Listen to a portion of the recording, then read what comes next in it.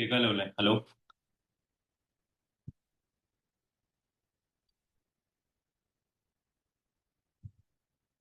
അമ്മ ഓഡിബിൾ?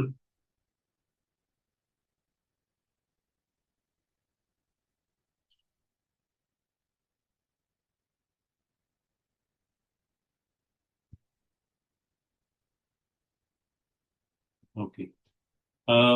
ക്ലാസ്സിലുണ്ടായിരുന്ന ആൾക്കാരൊക്കെയാണോ? എത്ര പേരുണ്ട് ക്ലാസ്സിലുണ്ടായിരുന്ന ആൾക്കാർ?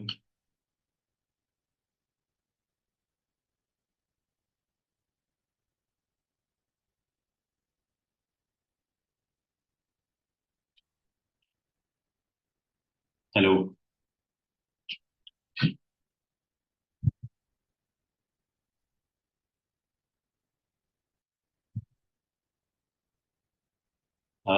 ഞാൻ പറയുന്നത് കേൾക്കാമെന്ന് ഞാൻ വിചാരിക്കുന്നു. നിങ്ങൾക്ക് റെസ്പോണ്ട് ചെയ്യാം. Naushu, Janu, Parvathi. Okay.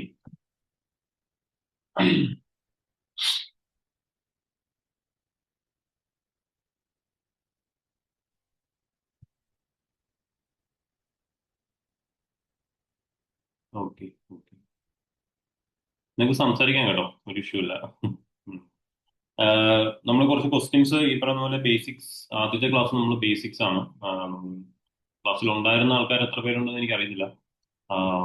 So basically നമ്മൾ ആദ്യം ഈ പറയുന്ന എക്കണോമിക്സിന്റെ കുറച്ച് ബേസിക്സും അതിൽ നിന്ന് വരുന്ന കുറച്ച് ക്വസ്റ്റ്യൻസ് ആണ് ചെയ്യുന്നത്. മെയിൻലി ഈ ടോപ്പിക് എന്ന് പറയുന്നത് ഡിമാൻഡ്, അതേപോലെ തന്നെ GDP, and most importantly 5 year plan. ഈ ഈ ഒരു ഏരിയ നിന്നാണ് കൂടുതൽ ക്വസ്റ്റ്യൻസ് ഈ ഒരു ടോപ്പിക്കിൽ വന്നേക്കുന്നത്. ഓക്കെ. അപ്പോ 5 ഇയർ പ്ലാൻ എപ്പോഴും നമുക്കറിയാം, NDAക്ക് 5 ഇയർ പ്ലാൻ എപ്പോഴും കൂടുതൽ ചോദിക്കാറുണ്ട്. ഉം, ബാക്കിയുള്ള ഈ പറയുന്ന പോലെ ബാക്കിയുള്ള ബേസിക്സ് എന്ന് പറഞ്ഞാൽ പലപ്പോഴും പലപ്പോഴും പലപ്പോഴുമായിട്ട് ചോദിച്ചു കണ്ടിട്ടുണ്ട്. ഓക്കെ. ഇപ്പം ഡിമാൻഡ് എന്താണ്, വാട്ട് ഈസ് ഡിമാൻഡ്, ഈ പറഞ്ഞ ഇലാസ്റ്റിസിറ്റി ഓഫ് ഡിമാൻഡ്, അങ്ങനെയുള്ള കുറച്ച് കാര്യങ്ങൾ ചോദിക്കാറുണ്ട്. GDP, real GDP, nominal GDP, അങ്ങനെയുള്ള കാര്യങ്ങൾ. ബേസിക്കലി ഇതൊക്കെയാണ് ഇതിനകത്ത് വരുന്നുള്ള ടോപ്പിക്. ഓക്കെ. ഓക്കെ അല്ലേ? നിങ്ങൾ ക്വസ്റ്റ്യൻസ് കണ്ടിട്ടുണ്ടോ?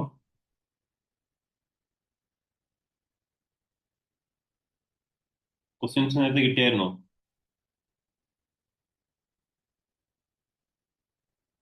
യെസ്. ഓക്കെ. എല്ലാവരും ചെയ്തതാണോ? നിങ്ങൾ സംസാരിച്ചോ? ഒരു ഇഷ്യൂ ഇല്ല. നിങ്ങൾ ടൈപ്പ് ചെയ്യുന്നേക്കാളും നിങ്ങൾ സംസാരിച്ചോ? അൺമ്യൂട്ട് ചെയ്തിട്ട് സംസാരിച്ചോ?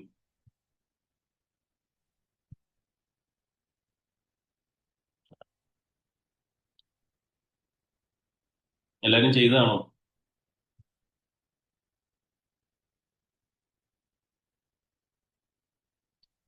ലാപ്പിലായതുകൊണ്ട് വോയിസ് പറ്റുന്നില്ല സാർ. ഓക്കെ. ഓക്കെ. ലാപ്പിലായതുകൊണ്ട് എന്റെ ലാപ്പിലാണല്ലോ. No issues. ഓക്കെ. എല്ലാവരും ചെയ്തതാണ് അല്ലേ? ആഹ്, എങ്ങനെയുണ്ട്? ഏതൊക്കെയാണ് കൺഫ്യൂസിംഗ് ആയിട്ട് വന്നിട്ടുള്ളത്? നിങ്ങൾ ആദ്യം അതൊന്ന് പറയൂ.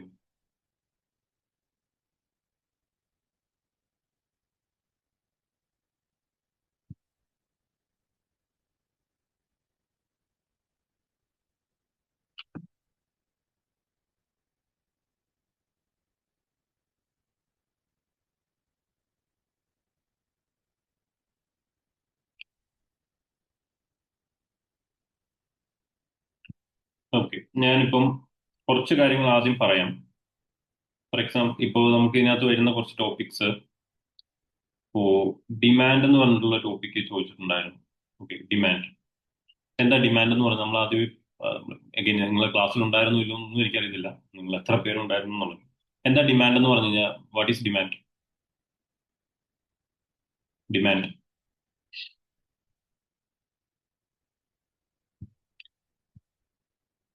ഡിമാൻഡ് എന്ന് പറഞ്ഞു കഴിഞ്ഞാൽ നമുക്കറിയാം, ഈ പറയുന്ന പോലെ മൂന്ന് കാര്യങ്ങളാണ്. Desire, okay, then your ability and your willingness. അല്ലേ? ഓക്കെ. ഇത് കാണാൻ പറ്റുന്നല്ലോ ഞാൻ ഷെയർ ചെയ്ത്.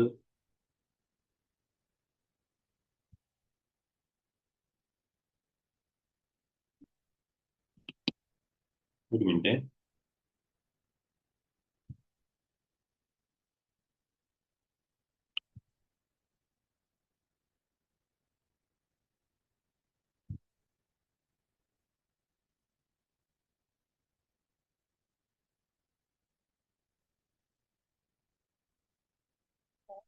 ആ, ഇല്ല ഇല്ല ഇല്ല, ഞാൻ തന്നെ ചെയ്തു, കുഴപ്പമില്ല.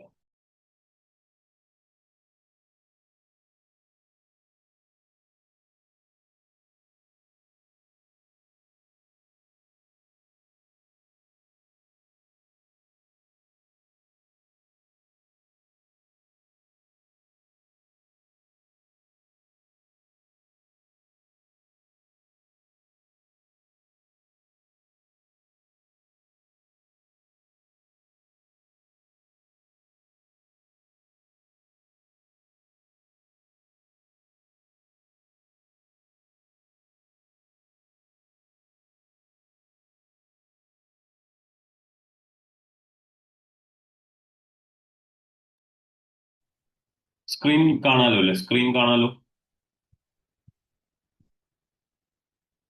കാണാം. Okay. Okay, thank you. So demand എന്ന് പറഞ്ഞ കോൺസെപ്റ്റ് എന്ന് പറയുന്നത്, demand is a desire backed by ability and willingness to pay for a commodity. ഇതാണ് അതിന്റെ മീനിങ് എന്ന് പറയുന്നത്. Demand is a desire, ability and willingness. For example, ഇപ്പൊ നിങ്ങൾക്ക് ഒരു കമ്മോഡിറ്റി വേണം, അത് ആവശ്യമുണ്ട്, നീഡുണ്ട്. So that is your need, അല്ലെ? നീഡ് ആകാം, അല്ലെങ്കിൽ ഒരു ഒരു ഒരു ഈ പറഞ്ഞ പോലെ നമുക്കൊരു BMW കാർ വാങ്ങിക്കണം എന്നുള്ളൊരു ആഗ്രഹമുണ്ട്. That is your desire. പക്ഷെ അതിന് നമുക്ക് നമ്മൾക്ക് ഈ പറഞ്ഞ പോലെ അതിന് ഡിമാൻഡ് ഉണ്ടാകണം എന്ന് നിർബന്ധമില്ല. അതൊരു ഡിസയർ മാത്രമാണ്. എപ്പോഴാണ് ഡിമാൻഡിലേക്ക് പോകുന്നത്? രണ്ട് കാര്യങ്ങളും കൂടെ വരുമ്പോഴാണ്. ഒന്ന്, നിങ്ങൾക്ക് എബിലിറ്റി ഉണ്ടാകണം, അതായത് നിങ്ങൾക്ക് അത് വാങ്ങിക്കാനുള്ള പൈസ ഉണ്ടായിരിക്കണം, മണി ഉണ്ടായിരിക്കണം. That is correct, money. Then ഈ മണി, അഗെയിൻ നിങ്ങൾ ഈ പൈസ നിങ്ങൾ കൊടുക്കാൻ എന്തായിരിക്കണം? വില്ലിങ്ങും ആയിരിക്കണം. ഫോർ എക്സാമ്പിൾ, ഇപ്പോ എന്താ, ഒരു പെൻ, ഒരു പെന്നിന്റെ വില മാക്സിമം മാക്സിമം ഒരു 20 റുപ്പീസ്. നമുക്ക് സാധാരണ ഒരു പെന്നിന്റെ വില, സാധാരണ പെൻ, ഓക്കെ, ഞാൻ ഭയങ്കര പാത്രോ അങ്ങനെയൊന്നുമല്ല പറയുന്നത്, സാധാരണ ഒരു പെൻ 20 റുപ്പീസ്, ഓക്കെ. ബട്ട് അതേ സെയിം സാധനത്തിന് ഞാൻ 150, ഒരു ലെക്സി പെന്നിന്റെ വില 150 പറഞ്ഞാൽ നിങ്ങൾ ബില്ലിംഗ് ആകും, നിങ്ങൾ വാങ്ങിക്കാൻ ബില്ലിംഗ് ആകും. നിങ്ങൾ അതർ ഓൾട്ടർനേറ്റീവ് നോക്കൂ, അല്ലെ?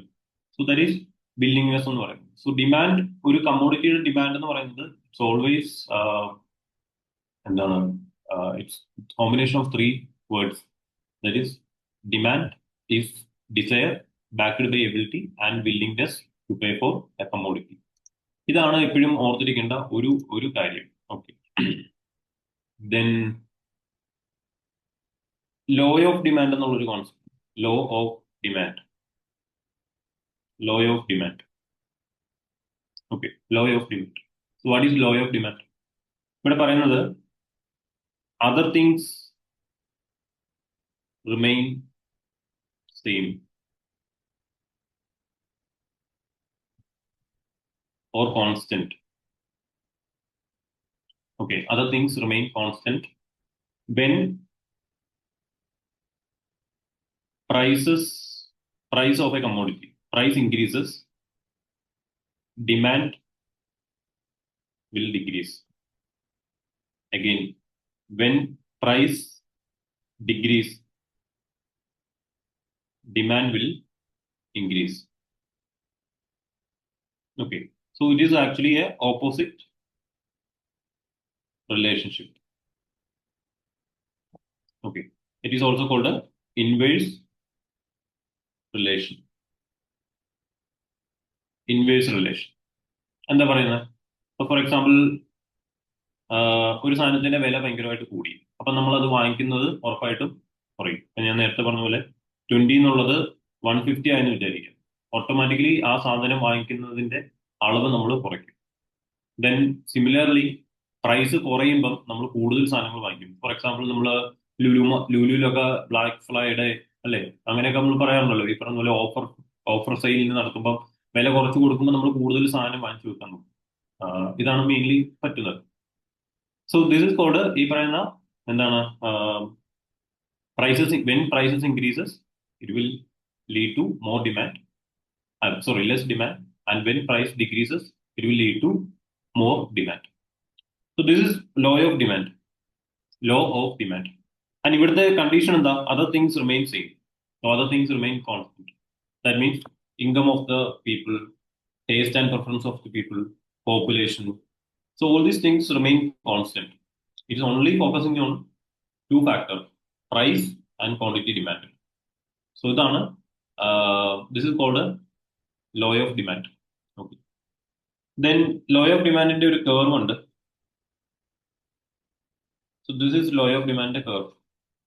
Okay, and this is called price. Okay, and this axis for quantity demand.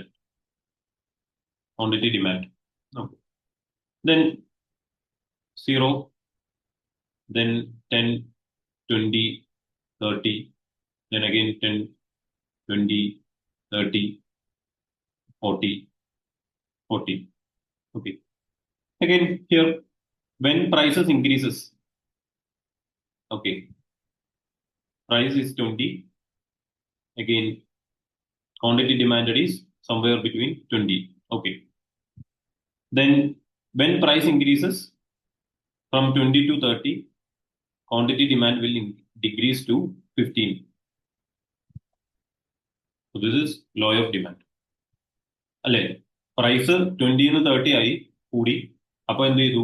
ഈ പറയുന്ന ക്വാണ്ടിറ്റി ഡിമാൻഡ് കുറഞ്ഞ് 20-ന്ന് 15 ആയി, 15-ലേക്ക് കുറഞ്ഞു. ദിസ് ഇസ് ക്വാണ്ടിറ്റി ഡിമാൻഡ്, ഈ പറഞ്ഞ ലോ ഓഫ് ഡിമാൻഡ്. ഇതാണ് ഇവിടെ പറഞ്ഞ പ്രൈസ് കൂടുമ്പം ഡിമാൻഡ് കുറയും, പ്രൈസ് കുറയുമ്പം ഡിമാൻഡ് കൂടും. ഇവിടെയും ഇതേപോലെ തന്നെ പ്രൈസ് കുറഞ്ഞു 10-ലേക്ക് എത്തിന്ന് വിചാരിക്കുക. അപ്പോൾ ഓട്ടോമാറ്റിക്കലി എന്ത് പറ്റും? ഇത് 30-ലേക്ക് എത്തും. സോ ഇവിടെ പ്രൈസ് കുറഞ്ഞു, 20-ന്ന് ഈ പറയുന്ന 10-ലേക്ക് എത്തി. സോ ഡിമാൻഡ് എത്രയിലേക്ക് എത്തി? 20-ന്ന് 30-ലേക്ക് എത്തി. So this is called law of demand. And ഈ കർവ് പറയുന്നത് negatively sloped straight line. This is called negatively sloped straight line. Negatively sloped straight line അല്ലെ? ഇതിപ്പോ ഇങ്ങനെയായിരുന്നെങ്കിൽ ഇത് പോസിറ്റീവ് ആയിട്ടുള്ള ഒരു സ്ട്രെയിറ്റ് ലൈൻ ആയാണ്, ആൻഡ് ഇത് നെഗറ്റീവ് ആയിട്ടുള്ള സ്ട്രെയിറ്റ് ലൈൻ ആണ്. ഇതാണ് ഇതിന്റെ കർവിന്റെ ഷേപ്പ് എന്ന് പറയുന്നത്. ഇത്തരം കാര്യങ്ങളൊക്കെയാണ്. Is it fine?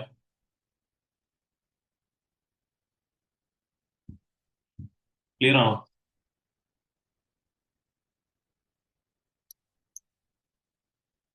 Yes, okay. Then പിന്നെയുള്ള കാര്യം, ഒരു മിനിറ്റ്.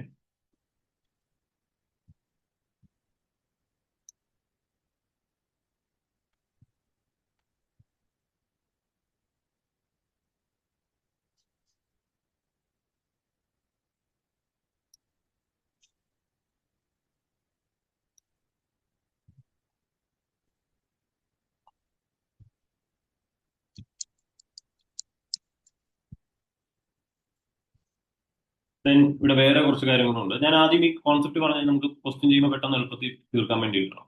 ഓക്കെ, നമ്മൾ കുറച്ച് വാക്കുകളുണ്ട്. For example, total utility. Okay, total utility. Or there is a concept called diminishing marginal utility. Law of diminishing marginal utility. So the law of diminishing marginal utility.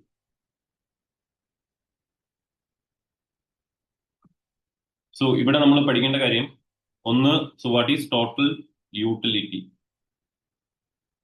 Total utility. So what is total utility? It is nothing but a total satisfaction. Total satisfaction. Okay, from consuming goods.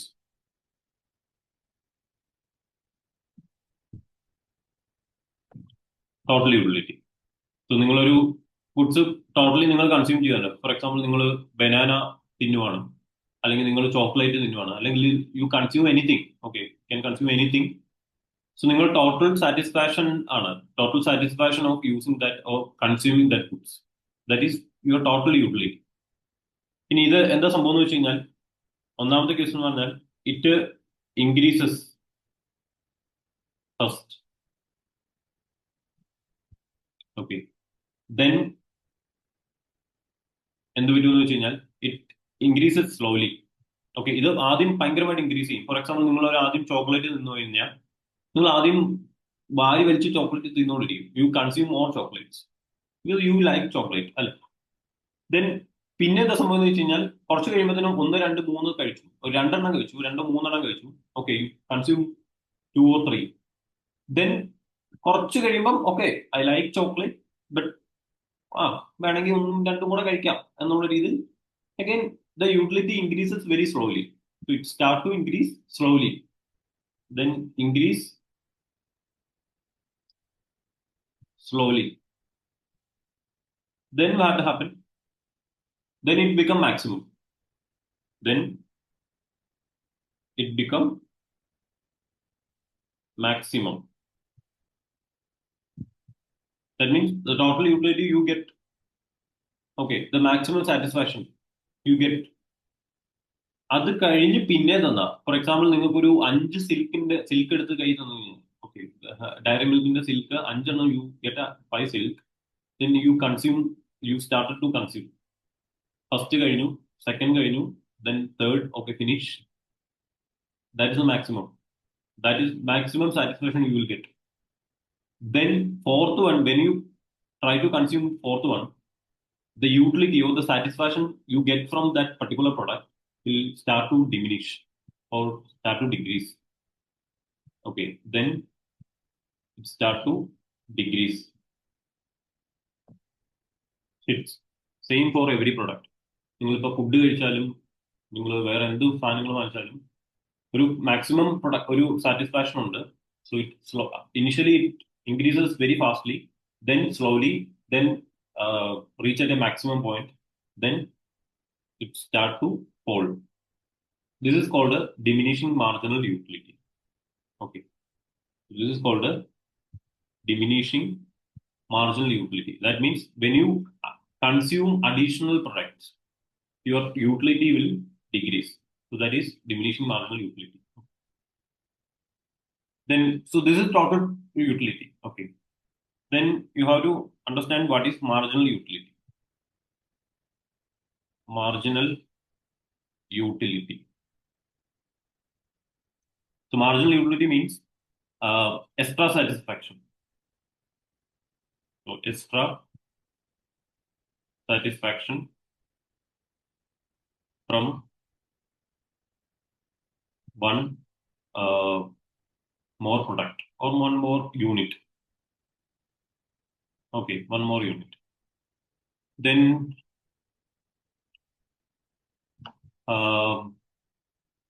see, ഇവിടെ നമുക്ക് connection ഉണ്ടാക്കാം. ഇപ്പൊ total utility നമ്മൾ ആദ്യം പറഞ്ഞത് എന്താണ്? Total utility increase ആവും എന്ന് പറഞ്ഞു. ഓക്കെ, അപ്പം മാർജിനൽ യൂട്ടിലിറ്റി എങ്ങനെയായിരിക്കും? മാർജിനൽ യൂട്ടിലിറ്റി ഓൾസോ പോസിറ്റീവ് ആയിരിക്കും, കാരണം പോസിറ്റീവ് ആയിരിക്കും. ദെൻ ടോട്ടൽ യൂട്ടിലിറ്റി മാക്സിമത്തിൽ എത്തി എന്ന് പറയുന്നു. നമ്മൾ അടുത്ത പോയിന്റ് എന്താ പറഞ്ഞത്? മാക്സിമത്തിൽ എത്തി എന്ന് പറയുന്നത്. അപ്പൊ മാർജിനൽ യൂട്ടിലിറ്റി എന്ന് പറയുന്നത് 0 ആയിരിക്കും, equal to 0. Then total utility decrease ചെയ്യാൻ തുടങ്ങി. Then marginal utility become negative. Marginal utility become negative. അതായത് നമ്മൾ അഡീഷണൽ ആയിട്ട് ഒരെണ്ണം കൂടെ കൺസ്യൂം ചെയ്യുമ്പോൾ അഗൈൻ ടോട്ടൽ യൂട്ടിലിറ്റി കുറഞ്ഞ് പോയിക്കൊണ്ടിരിക്കുകയാണ്. അപ്പൊ നമുക്ക് അഡീഷണൽ ആയിട്ട്, അതായത് മൂന്നാമത്തെ സിൽക്ക് കഴിഞ്ഞ് നാലാമത്തെ സിൽക്ക് നിങ്ങൾ എടുത്ത് കഴിക്കാൻ തുടങ്ങുമ്പോഴത്തേക്കും ഓട്ടോമാറ്റിക്കലി നിങ്ങൾക്ക് അതിൽ നിന്ന് കിട്ടുന്ന സാറ്റിസ്ഫാക്ഷൻ എന്ന് പറയുന്നത് ലെസ് ദാൻ 0 ആയിരിക്കും, കാരണം നിങ്ങൾക്ക് അത് വേണ്ട. So that is the marginal utility concept. ഇത് ക്ലിയർ ആണോ? ഇത്രയും ജസ്റ്റ് നമുക്ക് ക്വസ്റ്റ്യൻ ചെയ്യുമ്പോൾ ബാക്കി പറയാം. ദെൻ വേറൊരു കോൺസെപ്റ്റ് എന്ന് പറഞ്ഞു കഴിഞ്ഞാൽ ആവറേജ് യൂട്ടിലിറ്റി ആണ്. Average utility, what is average?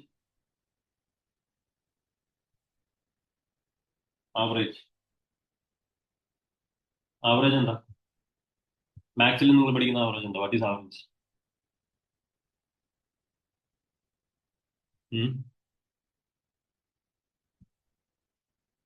Average എന്താ മാത്സ്?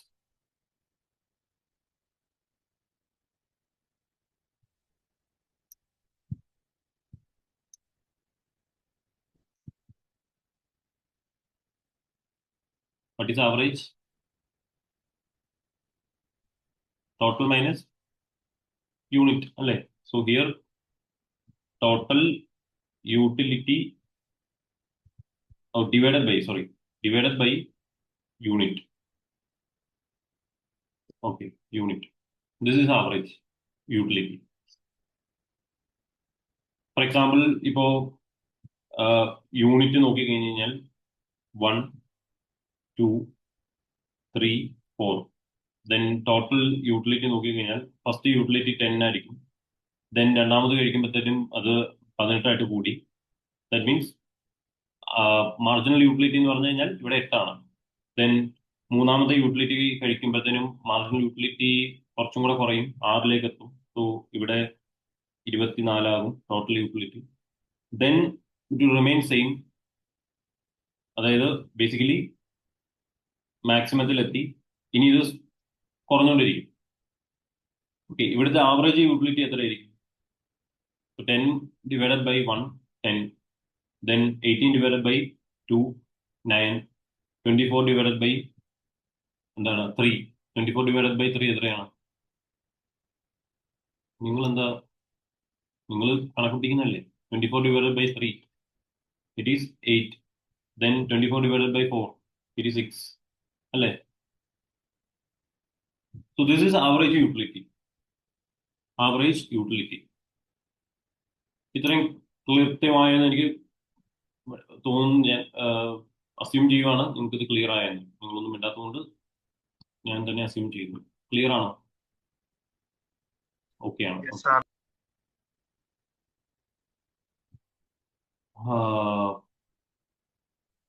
ക്ലിയർ.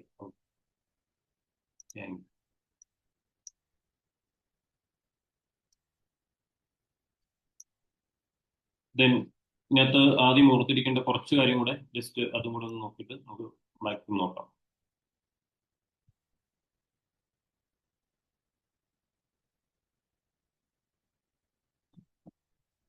ഓക്കെ, ഇവിടെ നമ്മൾ മാർജിനൽ യൂട്ടിലിറ്റിയും കൂടെ ഞാൻ ആഡ് ചെയ്യാം.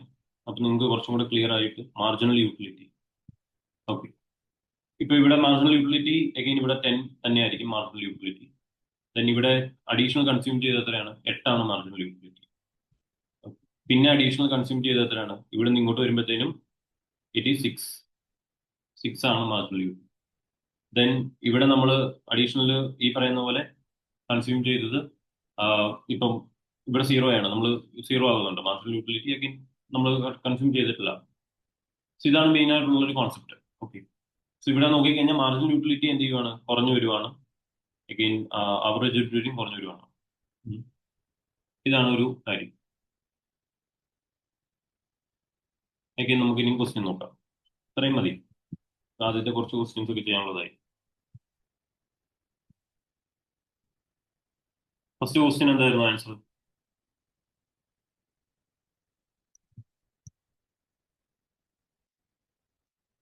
First question it is D. Right, it is D. എന്താ ഇവിടെ പറഞ്ഞേക്കുന്നത്? Which of the following statement is not correct. Again ഇങ്ങനെയുള്ള ചോദ്യം വരുമ്പോഴത്തേനും ആദ്യം നിങ്ങൾ ഈ പറഞ്ഞ റൗണ്ട് ഇടുക. നോട്ട് കറക്റ്റ് ആയെണ്ണം നമുക്ക് ക്ലറിക്കൽ മിസ്റ്റേക്ക് വരാൻ പാടില്ല. Then when total utility is maximum, margin utility is 0. That is correct അല്ലേ? നമ്മൾ നേരത്തെ പറഞ്ഞായിരുന്നു ടോട്ടൽ യൂട്ടിലിറ്റി 0 മാക്സിമം ആകുമ്പോഴത്തേനും മാർജിൻ യൂട്ടിലിറ്റി എപ്പോഴും 0 ആയിരിക്കും. നമ്മൾ ഈ ഇത് നോക്കിയാൽ മതി. ഇവിടെ 0 ആണ്. Because it is maximum. This is maximum. Total utility is maximum. So marginal utility എപ്പോഴും 0 ആയിരിക്കും. Then when total utility is decreasing, marginal utility negative ആവും. again നമ്മൾ പറഞ്ഞതാണ്. Because 0 പിന്നെ നമ്മൾ താഴോട്ടാണ് പോകുന്നത് അല്ലേ? മാക്സിമം 24 ആയിരുന്നു മാർജിനൽ ടോട്ടൽ യൂട്ടിലിറ്റി. അപ്പോൾ ഇത് 0 ആയിരിക്കും. ടോട്ടൽ യൂട്ടിലിറ്റി 24 ആയിരുന്നു മാക്സിമം നമ്മൾ അതിനകത്ത് പറഞ്ഞത്. ഓക്കെ, അപ്പൊ ഇവിടെ മാർജിനൽ യൂട്ടിലിറ്റി 0 ആയി. ദെൻ ഇനി ടോട്ടൽ യൂട്ടിലിറ്റി മോഡലിലോട്ട് പോകുമ്പോൾ ഉറപ്പായിട്ടും എന്ത് പറ്റും? ഇത് -1 ഓർ -2 ഒക്കെ ആയിട്ട് താഴോട്ട് പോകും. So it will become negative. So that is the relation. Then when total utility is increasing, okay, first case increase ചെയ്യുവാണ്, marginal utility will be positive. Correct ആണ്? The marginal utility positive. Then when total utility is maximum, total utility maximum ആണെങ്കിൽ marginal and average utility are equal. ഇനി അത് നോക്കിക്കേ, ഇവിടെ equal ആണോ? Average യൂട്ടിലിറ്റിയും total ഈ പറഞ്ഞ ആവറേജ് യൂട്ടിലിറ്റിയും മാർജിനൽ യൂട്ടിലിറ്റിയും തമ്മിൽ ഈക്വൽ ആണോ? No, it is not correct. So that is the relationship. Again നിങ്ങൾ ഈ ടേബിൾ മാത്രം ഒന്ന് പഠിച്ചു വെച്ചാൽ മതി. Total utility, average utility, marginal utility. Again ഈ മൂന്ന് റിലേഷൻസ് ഓർത്തിരിക്കുക. ടോട്ടൽ യൂട്ടിലിറ്റി ഇൻക്രീസ് ആകുമ്പോഴത്തേനും ആദ്യം ഇൻക്രീസ് ആവും, പിന്നെ അത് സ്ലോലി ഇൻക്രീസ് ആവും, പിന്നെ അത് മാക്സിമത്തിൽ എത്തും. അഗൈൻ അത് ഒരു പോയിന്റ് എത്തുമ്പോഴത്തേനും അത് നെഗറ്റീവ് ആയിരുന്നു. ഇൻക്രീസ് ആകുമ്പോഴത്തേനും മാർജിനൽ യൂട്ടിലിറ്റി ഓട്ടോമാറ്റിക്കലി ഈ പറയുന്ന പോലെ ഇൻക്രീസ് ആവും. ദെൻ ഇത് മാക്സിമത്തിൽ എത്തുമ്പോൾ മാർജിനൽ യൂട്ടിലിറ്റി സീറോ ആയിരിക്കും. That is the main important catch. Then average യൂട്ടിലിറ്റിയും മാർജിനൽ യൂട്ടിലിറ്റിയും ഒരിക്കലും ഒരുമിച്ച് വരില്ല. ഐ മീൻ ഒരു ഈക്വൽ ആയിട്ട് വരില്ല. So that is also an answer. I hope it is clear. എന്തെങ്കിലും ഡൗട്ട് ഉണ്ടെങ്കിൽ നിങ്ങൾ ലാസ്റ്റ് ചോദിച്ചാൽ മതി. Then according to law of diminishing marginal utility, okay, second question, as the amount of goods consumed increases, okay, again നമ്മൾ chocolate കഴിക്കുന്ന കൂട്ടിക്കൊണ്ടിരിക്കുകയാണ്. Then marginal utility of that good tend to എന്തായിരിക്കും? B diminution അല്ലെ? നമ്മൾ additional consume ചെയ്യുമ്പം automatically marginal utility കുറഞ്ഞുകൊണ്ടിരിക്കും. അതായത് basically നമ്മൾ ആദ്യം കഴിക്കുന്ന ചോക്ലേറ്റ് ഉണ്ടല്ലോ, ഫസ്റ്റ് കഴിക്കുന്ന ചോക്ലേറ്റിന് 100% യൂട്ടിലിറ്റി കാണും, സാറ്റിസ്ഫാക്ഷൻ കിട്ടും. രണ്ടാമത് കഴിക്കുന്നതിന് നമുക്കൊരു 80% ആയിരിക്കും സാറ്റിസ്ഫാക്ഷൻ കിട്ടുന്നത്. ഇതാണ് ആ കോൺസെപ്റ്റ്. നമ്മൾ സിമ്പിൾ ആയിട്ട് പറഞ്ഞാൽ അത്രേ ഉള്ളൂ. മൂന്നാമത് കഴിക്കുന്നതിന് നമുക്ക് മാക്സിമം തരാൻ പറ്റുന്ന സാറ്റിസ്ഫാക്ഷൻ എന്ന് പറഞ്ഞാൽ ബിരിയാണിയൊക്കെ ഓർത്താൽ മതി. നിങ്ങൾ ആദ്യം ഒരു ബിരിയാണി കഴിച്ചു, രണ്ടാമത്തെ ബിരിയാണി കഴിച്ചു, മൂന്നാമത്തെ ബിരിയാണിയൊക്കെ കഴിക്കുമ്പോൾ ഉറപ്പായിട്ടും ഈ പറയുന്ന രണ്ടാമത്തെ ബിരിയാണി കഴിക്കുമ്പോൾ തന്നെ 60% സാറ്റിസ്ഫാക്ഷൻ തരാൻ പറ്റുള്ളൂ. മൂന്നാമത്തെ ബിരിയാണി കഴിക്കുമ്പോഴത്തേനും അതിനൊരു 30% സാറ്റിസ്ഫാക്ഷൻ തരാൻ പറ്റത്തുള്ളായിരിക്കും മാക്സിമം. നാലാമത്തെ ബിരിയാണി കഴിച്ചു കഴിഞ്ഞാൽ it is become zero, because that is 3 biryani is maximum for an average person. 2 biryani is maximum for average person. അത് കഴിഞ്ഞാൽ സീറോ ആയിക്കൊണ്ടിരിക്കും. So this is a concept. So അതാണ് it is B. Then value of slope of normal demand curve എന്തായിരിക്കും? It is B, because നമ്മൾ നേരത്തെ പറഞ്ഞായിരുന്നു this is demand curve അല്ലെ? When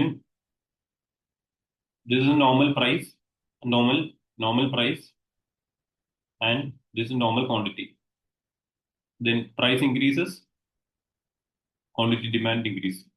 When price decreases, quantity demand will increase. Okay. This is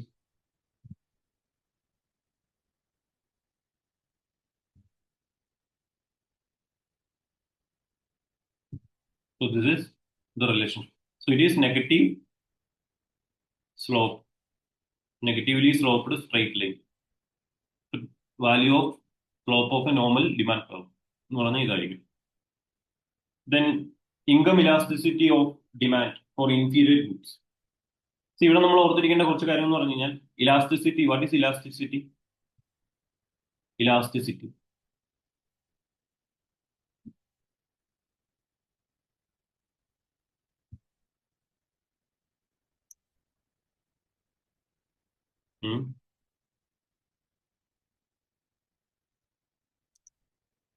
elasticity എന്താ? നമുക്ക് stretch ചെയ്യാൻ പറ്റുന്ന ഒരു കാര്യം. ഗുഡ്, നല്ല ഒരു ക്യാഷാണ്. നമുക്ക് ഇൻകം ഡിമാൻഡ് വെച്ചിട്ട് ഇലാസ്റ്റിസിറ്റി പറഞ്ഞാൽ എന്തായിരിക്കും?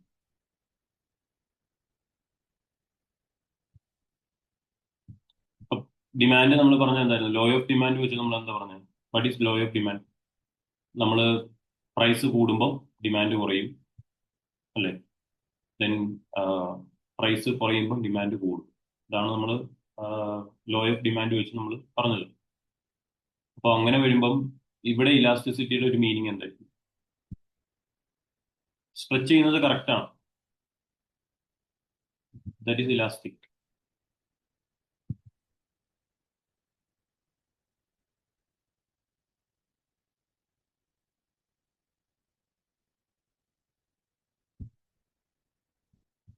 ട്രൈ ചെയ്തു, ഒരു കുഴപ്പമില്ല. പറഞ്ഞു.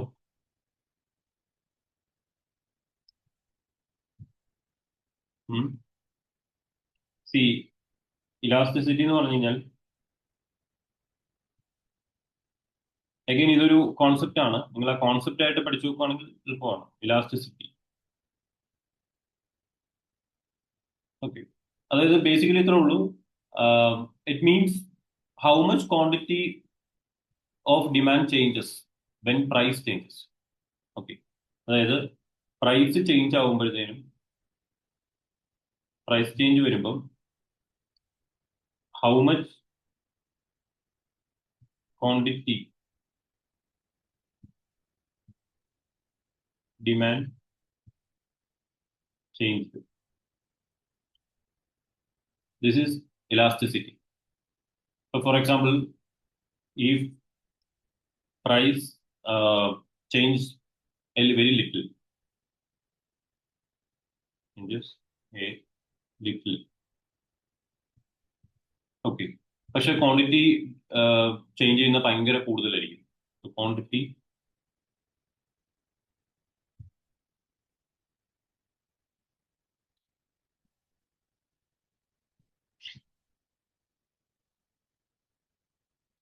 ഇതിന്റെ അർത്ഥം എന്താ? It is more elastic. Okay, അതായത് ഒരു ചെറിയ പ്രൈസിൽ ഒരു ചെറിയ വ്യത്യാസം വന്നപ്പോൾ തന്നെ ക്വാണ്ടിറ്റിയിൽ ഭയങ്കരമായിട്ട് വ്യത്യാസം വന്നു. ഫോർ എക്സാമ്പിൾ, ഇപ്പൊ ഒരു ചെറിയ രീതിയിൽ പ്രൈസ് കുറയുമ്പോൾ തന്നെ അത് ഒരുപാട് പേര് ഒരുപാട് വാങ്ങിച്ചു. ഇപ്പൊ ഫോർ എക്സാമ്പിൾ നമ്മൾ ഐഫോണിന്റെ ഒക്കെ വില ഒന്ന് ചെറുതായിട്ട് കുറയുമ്പോൾ തന്നെ ഒരുപാട് കൺസംഷൻ കൂടും. ഓക്കെ, ഇപ്പം മാക്ബുക്കിന്റെ ഒക്കെ വില ഇപ്പൊ M5 വന്നപ്പോഴത്തേനും M4ന്റെ വില കുറച്ച് കുറഞ്ഞു. അപ്പൊ തന്നെ M4 എല്ലാവരും വാങ്ങിക്കും പോയിട്ട്. സോ ഒരുപാട് അതപ്പോ പ്രൈസ് ഭയങ്കര ഇലാസ്റ്റിക് ആണെന്ന് പറയും. ഡിമാൻഡ് ഇലാസ്റ്റിസിറ്റി ഭയങ്കര കൂടുതലാണെന്ന് പറയും. അതാണ് ചെറിയ മാറ്റം വരുമ്പോൾ തന്നെ ഭയങ്കരമായിട്ട് വലിയ മാറ്റം അപ്പുറത്ത് വന്നു കഴിഞ്ഞാൽ, അതായത് ചെറിയ ഒരു പ്രൈസിൽ ചെറിയൊരു മാറ്റം വരുമ്പോൾ ക്വാണ്ടിറ്റി ഡിമാൻഡിൽ ഭയങ്കരമായിട്ടുള്ള ഒരു മാറ്റം വന്നു കഴിഞ്ഞാൽ അത് ഭയങ്കര ഇലാസ്റ്റിക് എന്ന് പറയും. Then ഇതിന് നേരെ ഓപ്പോസിറ്റ് ആയിരിക്കും if price changes, okay, a lot. പക്ഷേ ക്വാണ്ടിറ്റി എന്താണ്? Changes in little.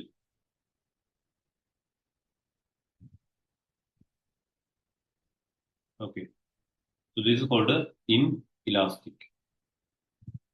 അതായത് പ്രൈസ് ഭയങ്കരമായിട്ട് കൂടി, പക്ഷെ ക്വാണ്ടിറ്റി അത്രയും അല്ലെങ്കിൽ കുറഞ്ഞു, പക്ഷെ ക്വാണ്ടിറ്റി അത്രയും കുറഞ്ഞിട്ടില്ല. ഇപ്പൊ ഫോർ എക്സാമ്പിൾ ഇപ്പോ എന്താ ഇപ്പൊ നമ്മൾ മാസ്കിന്റെ ഒക്കെ വില നോക്കിക്കഴിഞ്ഞാൽ പണ്ട് N95 മാസ്കിന് 150-200 രൂപയൊക്കെയായിരുന്നു. ഇപ്പം അതിന്റെ വില എന്ന് പറയുന്നത് 25 രൂപയൊക്കെ ഉള്ളൂ. പക്ഷെ അതിനർത്ഥം നമ്മൾ ഇപ്പൊ ഭയങ്കരമായിട്ട് അതിന് ക്വാണ്ടിറ്റി നമ്മൾ ഡിമാൻഡ് ചെയ്യുന്നതല്ല. അതാണ് ഇപ്പം ചില പ്രൊഡക്റ്റുകൾ അങ്ങനെയാണ്. നമ്മൾ എത്ര പ്രൈസ് കുറച്ചെന്ന് പറഞ്ഞാലും അതിന്റെ ക്വാണ്ടിറ്റിയിൽ എത്ര വലിയ മാറ്റമൊന്നും വരില്ല. അപ്പൊ അതാണ് ചില പ്രൊഡക്റ്റുകൾ അങ്ങനെ. ഇതാണ് ഒരു കാര്യം. ഓക്കെ, ദെൻ ഇവിടെ 2-3 കാര്യങ്ങളുണ്ട്. ഇലാസ്റ്റിസിറ്റി തന്നെ പല ടൈപ്പ് ഓഫ് ഇലാസ്റ്റിസിറ്റീസ് ഉണ്ട്.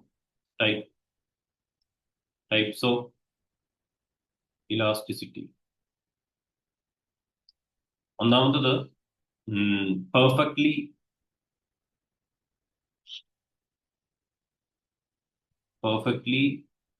Elastic demand.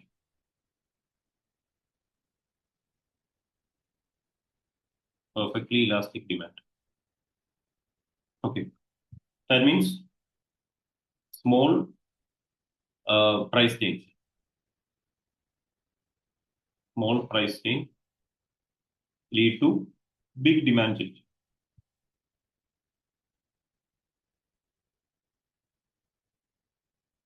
Big demand change.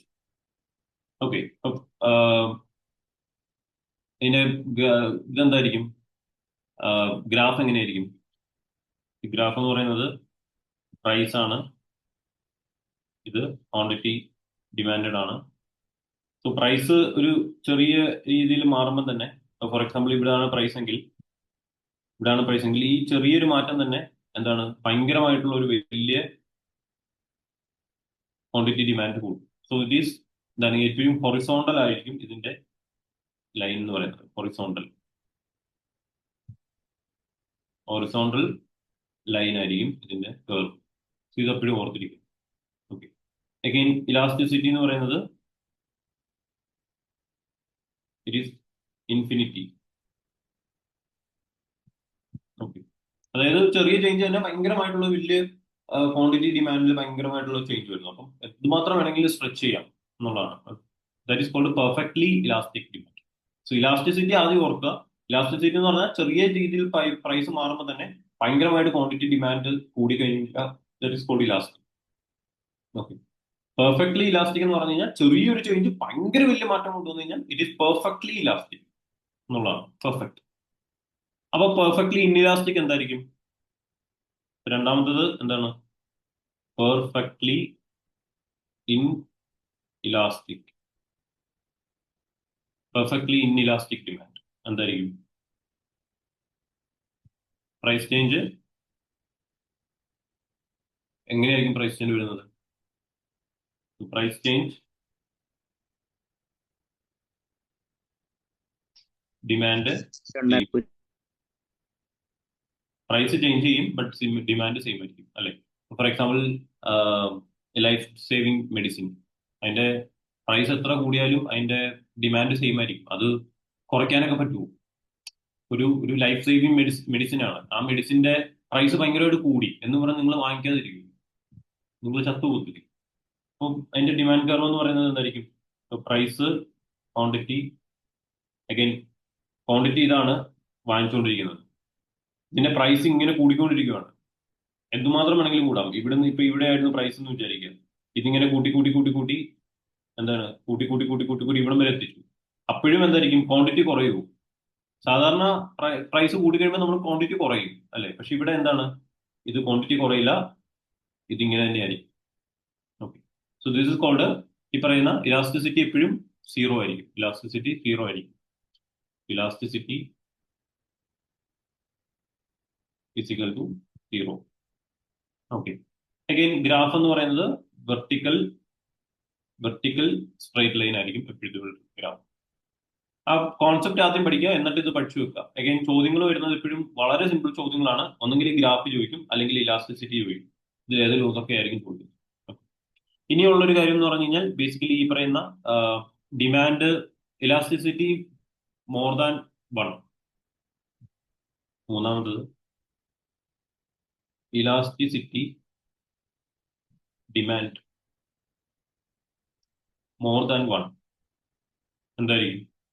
More than 1. That means demand changes more than price. Okay. For example TV, mobile, luxury goods, ഇതിന്റെയൊക്കെ ഡിമാൻഡ് എന്ന് പറയുന്നത് എപ്പോഴും എന്തായിരിക്കും? അതിന്റെ പ്രൈസ് കൂടിയാലും അതിനെക്കാട്ടിലും കൂടുതൽ അതിന്റെ ഡിമാൻഡ് കൂടിക്കൊണ്ടിരിക്കും. ഡിമാൻഡ് കുറയില്ല. So that is called elasticity more than 1. Then നാലാമത്തെ കാറ്റഗറി എന്ന് പറയുന്നത് elasticity demand less than 1. Less than 1. Okay. Less than 1 എന്ന് പറയുമ്പോൾ അഗെയിൻ പ്രൈസ് എത്ര കൂടിയാലും ഈ പറയുന്ന പോലെ ഡിമാൻഡ് കുറവായിരിക്കും.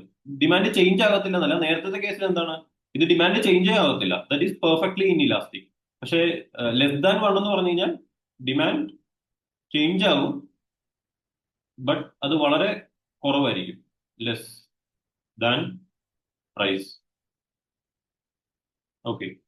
So for example salt, rice, milk.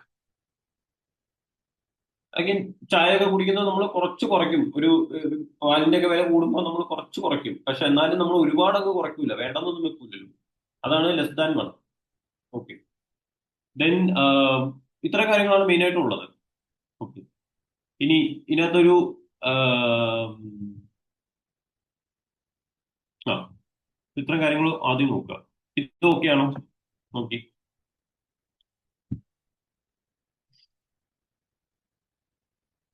ഇത്തരം കാര്യങ്ങൾ ഓക്കെയാണോ?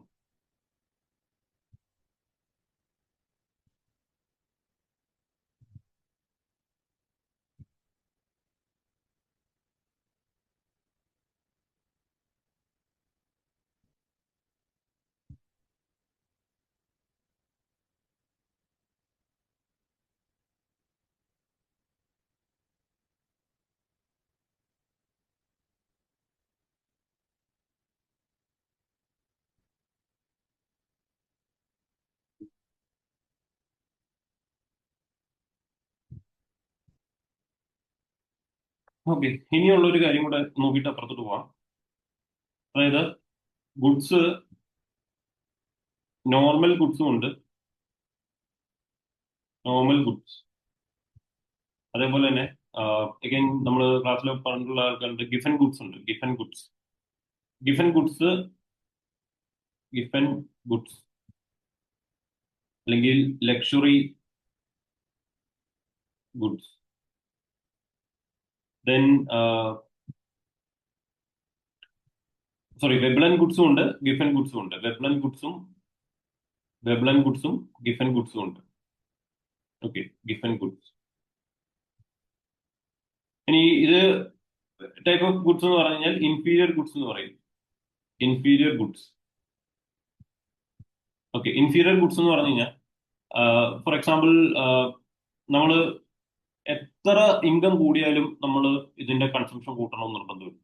Inferior good. Okay, so it is called. ഇപ്പൊ ഇൻഫീരിയർ ഗുഡ് ആണെങ്കിൽ,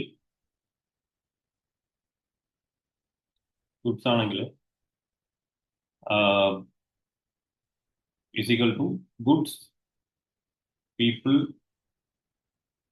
by less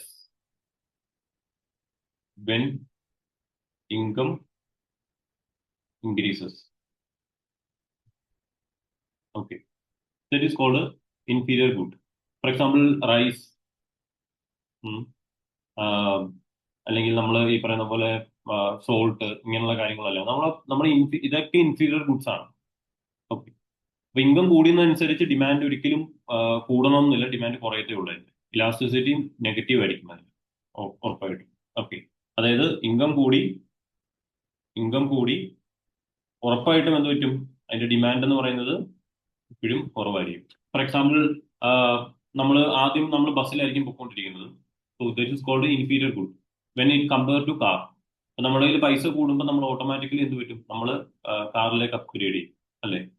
അഗെയിൻ കാറിലേക്ക് അപ്ഗ്രേഡ് ചെയ്യുന്നത് നിങ്ങൾ ആലോചിച്ച് നോക്കിക്കഴിഞ്ഞാൽ മതി.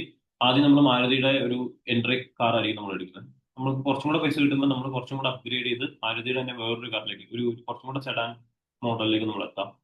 സോ കുറച്ചും കൂടെ നമുക്ക് ഇൻകം കൂടിക്കൊണ്ടിരിക്കുമ്പോൾ നമ്മൾ എന്ത് പറ്റും, ഓക്കെ, നമുക്ക് ഹോണ്ട സിറ്റി അല്ലെങ്കിൽ വേറെ ഏതെങ്കിലും ഹുണ്ടായി, ഏതെങ്കിലും കുറച്ചും കൂടെ ഒരു ഫീച്ചറുള്ള, കുറച്ചും കൂടെ സേഫ്റ്റി ഒക്കെ ഉള്ള കുറച്ച് കാറിലേക്ക് നമ്മൾ മാറും. Then your income increases exponentially. നിങ്ങൾ ഭയങ്കര പൈസക്കാരനായി, അപ്പം നിങ്ങൾക്ക് you know move to, normally you move to BMW, Audi അങ്ങനെയുള്ള ഒരു കാറിലേക്ക് നമ്മൾ പോവുമായിരിക്കും. So when it comes to ഈ പറഞ്ഞ കാറ് നമ്മൾ മാനേജ് ചെയ്യുമ്പോഴത്തേനും ഓട്ടോമാറ്റിക്കലി, ഐ മീൻ നമ്മൾ കമ്പയർ ചെയ്യുമ്പോഴത്തേനും BMW ഈസ് ഗിഫൻ ഗുഡ്, അല്ല സോറി, വെബ്ലൻ ഗുഡ്, അതായത് ലക്ഷറി ഗുഡാണ്. കമ്പയർ ടു BMW, മാരുതി 800 അല്ലെങ്കിൽ മാരുതി കേട്ടൺ എന്നൊക്കെ പറയുന്നത് ഇൻഫീരിയർ ഗുഡാണ്. This is called. So income increase ചെയ്യുമ്പോഴത്തേനും യുവർ ഇൻഫീരിയർ ഗുഡിന്റെ ഡിമാൻഡ് ഉറപ്പായിട്ടും കുറയും. ക്ലിയർ അല്ലേ? ഇത് ക്ലിയർ ആണോ? ഇൻകം ഇൻക്രീസ് ആകുമ്പോൾ ഇൻഫീരിയർ ഗുഡിന്റെ ഡിമാൻഡ് കുറയും. സോ ഇൻഫീരിയർ ഡിമാൻഡ് കുറയുവാണെങ്കിൽ ഓട്ടോമാറ്റിക്കലി അതിന്റെ ഇലാസ്റ്റിസിറ്റി എന്താണ്? ഡിമാൻഡ് കുറഞ്ഞു കഴിഞ്ഞാൽ അത് നെഗറ്റീവ് ആണ്. ഇത്രയും ക്ലിയർ ആണ്. ഇനി ഞാൻ ചോദ്യം ചെയ്യണം. Income elasticity of demand for inferior good is less than 0. It is negative, അല്ലേ? It is negative because income increase ആകുമ്പോൾ നമ്മൾ കൂടുതലും നമ്മൾ കൺസ്യൂം ചെയ്യുന്നത് നമ്മൾ വെബ്ലൻ ഗുഡ്സ് ആയിരിക്കും, അതായത് ലക്ഷറി ഗുഡ്സ് ആയിരിക്കും നമ്മൾ കൺസ്യൂം ചെയ്യും. നമ്മളപ്പോൾ താഴെയുള്ള ചെറിയ ചെറിയ ഗുഡ്സ് നമ്മൾ വിടും. അതാണ് നമ്മൾ ബ്രേക്ക്ഫാസ്റ്റിന് പുട്ട് കഴിച്ചുകൊണ്ടിരുന്നിട്ട് നമ്മൾ കുറച്ചും കൂടെ സ്മൂത്തി, കുറച്ച് കാര്യങ്ങൾ, അങ്ങനെ കുറച്ച് വലിയ കാര്യങ്ങളൊക്കെ കഴിച്ചു തുടങ്ങും. പുട്ടൊക്കെ കഴിക്കുമായിരിക്കും, എന്നാലും നമ്മളുടെ കൺസംഷൻ കുറച്ചും കൂടെ വേറൊരു രീതിയിലാവും. അതാണ് ഇൻകം കൂടുന്നതനുസരിച്ചുള്ള പരിപാടി. ഓക്കെ, നമ്മൾ ഉഴുന്നുവടയൊക്കെ കഴിച്ചുകൊണ്ടിരുന്നിട്ട് നമ്മൾ കുറച്ചും കൂടെ വേറെ പ്രൊഡക്റ്റുകൾ കഴിച്ചു തുടങ്ങും, അത്രേ ഉള്ളൂ. Then average fixed cost curve.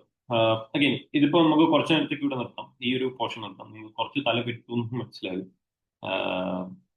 Okay, ഇത് നിങ്ങൾ നോക്കാം.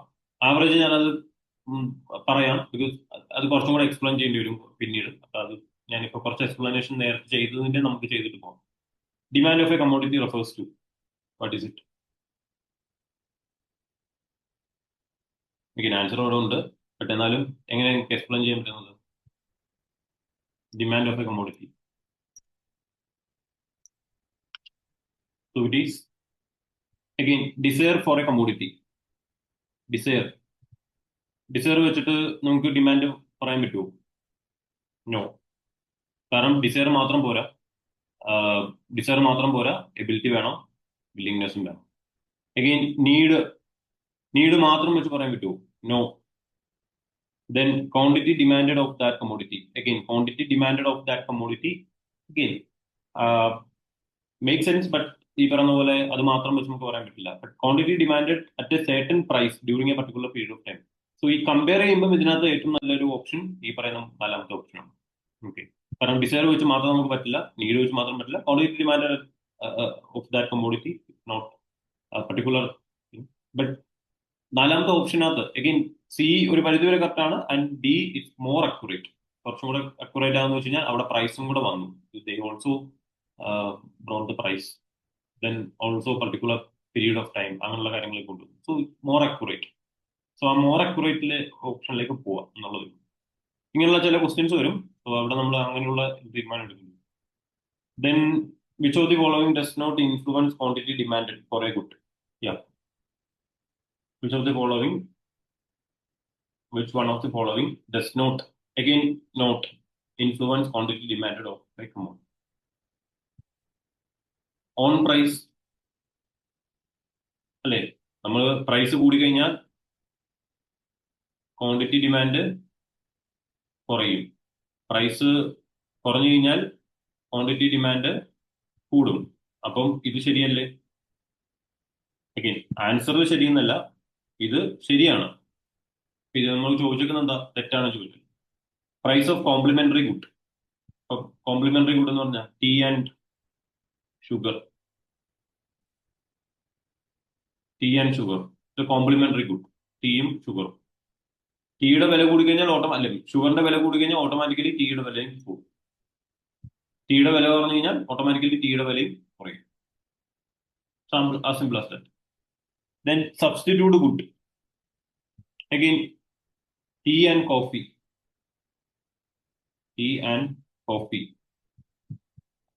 ടീയുടെ വില കൂടി, സോ നമ്മൾ കോഫി കുടിക്കാൻ തുടങ്ങും. കോഫിയുടെ വില കൂടി, നമ്മൾ ടീ കുടിക്കാൻ തുടങ്ങും. Simple. So it will also influence. Then price of inputs. This will not influence demand. This influence supply. So this influence supply, not demand. So this is the explanation. Is it clear or no? 7. Online ക്ലാസ്സിന്റെ main പ്രശ്നം എന്താണ്? നിങ്ങൾ ആരും സംസാരിക്കില്ല, ഞാൻ മാത്രം സംസാരിച്ചുകൊണ്ടിരിക്കണം. കുറേ കൂടെ കൂടുതലും നോർമലി ഞാൻ നേരത്തെ പറഞ്ഞ പോലെ തന്നെ സാറ്റിസ്ഫാക്ഷൻ ഓക്കെ ലക്ഷ്മി മെയിൻലി ഈ പറഞ്ഞ മാർജിനൽ യൂട്ടിലിറ്റി പോലെയാണ്, ടോട്ടൽ യൂട്ടിലിറ്റി പോലെയാണ്. ആദ്യം ഇത് ഭയങ്കര കൂടുതലായിരിക്കും, ദെൻ സ്ലോലി ഇൻക്രീസ് ആവും. But after a point of time it will start to become negative. അപ്പൊ എന്താ പ്രശ്നം എന്ന് പറഞ്ഞു കഴിഞ്ഞാൽ ആ സമയത്ത് ഒരു നല്ല എൻ്റെ അടുത്തുനിന്ന് കിട്ടണമെന്നില്ല. But when you respond back, നിങ്ങൾ സംസാരിക്കുവാണെങ്കിൽ, നിങ്ങൾക്ക് അൺമ്യൂട്ട് ചെയ്തിട്ട് നിങ്ങൾ സംസാരിക്കുവാണെങ്കിൽ it will become more interactive class ആവാം. സോ എനിക്കും ബോറടിക്കത്തില്ല. Okay, so that is very important. And എൻ്റെ ക്ലാസ്സിൽ ഇരുന്ന ആൾക്കാരാണെങ്കിൽ നിങ്ങൾക്ക് എന്നെ പേഴ്സണലി അറിയായിരിക്കും എൻ്റെ സ്റ്റൈൽ എങ്ങനെയാണെന്നുള്ളത്. പാർട്ടിസിപ്പേഷൻ കുറച്ചും കൂടെ ഉണ്ടെങ്കിൽ എനിക്ക് നല്ല സന്തോഷമായിരിക്കും. ഓക്കെ, ഞാൻ ഇൻസിസ്റ്റ് ചെയ്യുന്നില്ല, പാർട്ടിസിപ്പേറ്റ് ചെയ്യുകയാണെങ്കിൽ കുറച്ചും കൂടെ ബോറടിക്കാതെ പോകാൻ പറ്റും. മനസ്സിലായില്ല? ഹലോ?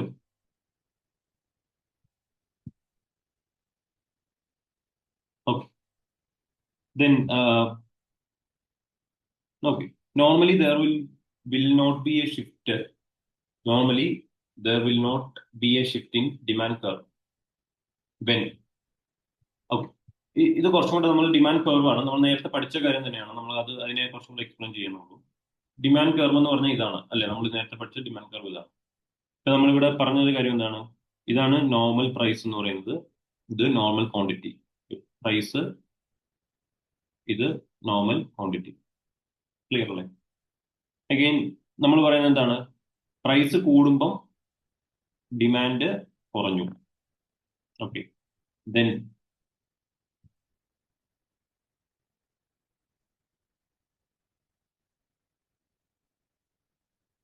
പ്രൈസ് കുറഞ്ഞപ്പോ ഡിമാൻഡ് കൂടി. ഇതാണ് നമ്മൾ പറഞ്ഞിട്ടുള്ള രണ്ട് കാര്യങ്ങൾ. ഇവിടെ പറഞ്ഞ എന്താ? ഷിഫ്റ്റ് ഇൻ ഡിമാൻഡ് കർവ് ആണ്. അഗൈൻ ഈ കർവ് ഷിഫ്റ്റ് ആകുമെന്ന് പറയുകയാണെങ്കിൽ അതിനർത്ഥം എന്താണ്? ഒന്നെങ്കിൽ ഇങ്ങോട്ട് ഷിഫ്റ്റ് ആകണം. ഓക്കെ, ഞാനിവിടെ വേറെ ഒന്നും കൂടെ വരയ്ക്കാം. ഡിമാൻഡ് കർവ് ഷിഫ്റ്റ് ആകുക എന്ന് പറഞ്ഞാൽ ഷിഫ്റ്റ് ഇൻ ഡിമാൻഡ് കർവ് എന്ന് പറഞ്ഞു കഴിഞ്ഞാൽ this is normal demand curve. ഒന്നെങ്കിൽ ഇങ്ങോട്ട് ഷിഫ്റ്റ് ആകണം, അല്ലാന്നുണ്ടെങ്കിൽ ഇങ്ങോട്ട് ഷിഫ്റ്റ് ആകണം. Okay, and this is called upward shift. Upward shift and this is called downward shift. Upward shift and downward shift. ഇത് ക്ലിയർ ആണോ? ഇത്രയും ക്ലിയർ ആണോ? Yes, sir. അഗെയിൻ ഇവിടെ ഇനി പറഞ്ഞ കേസ് എന്ന് പറഞ്ഞു കഴിഞ്ഞാൽ ഈ രണ്ട് കാര്യങ്ങൾ നടക്കുന്നു. ഇതിപ്പം ഒന്ന് ഡിമാൻഡ് കർവിൽ മാത്രം ചേഞ്ചസ് വരും. രണ്ടാമത്തെ കേസ് എന്ന് പറഞ്ഞാൽ ഡിമാൻഡ് കർവിൽ അങ്ങോട്ടും ഇങ്ങോട്ടും ഷിഫ്റ്റ് നടന്നു. അത് ഡിമാൻഡ് കർവ് തന്നെ ഷിഫ്റ്റ് ചെയ്തു. ഇപ്പൊ ഇങ്ങോട്ട് ഷിഫ്റ്റ് ചെയ്തു, അല്ലെങ്കിൽ ബാക്കിലേക്ക് ഷിഫ്റ്റ് ചെയ്തു. ഇത് രണ്ടും രണ്ട് കാര്യങ്ങളാണ്. ഇവിടുത്തെ കേസ് എന്ന് പറഞ്ഞാൽ നമ്മൾ ലോ ഓഫ് ഡിമാൻഡ് വെച്ചിട്ടാണ് പറഞ്ഞത്. ലോ ഓഫ് ഡിമാൻഡ് വെച്ചിട്ടാണ് നമ്മൾ ഇതിനെ എക്സ്പ്ലെയിൻ ചെയ്തത്. അവിടെ പറഞ്ഞ എന്താ? Other things remain same.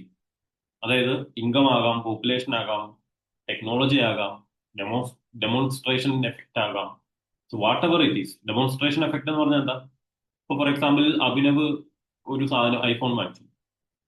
അത് കണ്ടിട്ട് അപ്പൊ ഞാൻ നോക്കുമ്പോൾ ക്ലാസ്സിൽ വരുമ്പത്തിന് ഞാനും ഐഫോൺ കാണുന്നു. ഓക്കെ, അഭിനവ് വാങ്ങിച്ചു, അങ്ങനെയാണെങ്കിൽ ഞാനും വാങ്ങിക്കാം. This is called demonstration effect. നമ്മൾ കുറച്ച് കഴിയുമ്പോൾ ക്വസ്റ്റിനെ കാണും. Demonstration effect.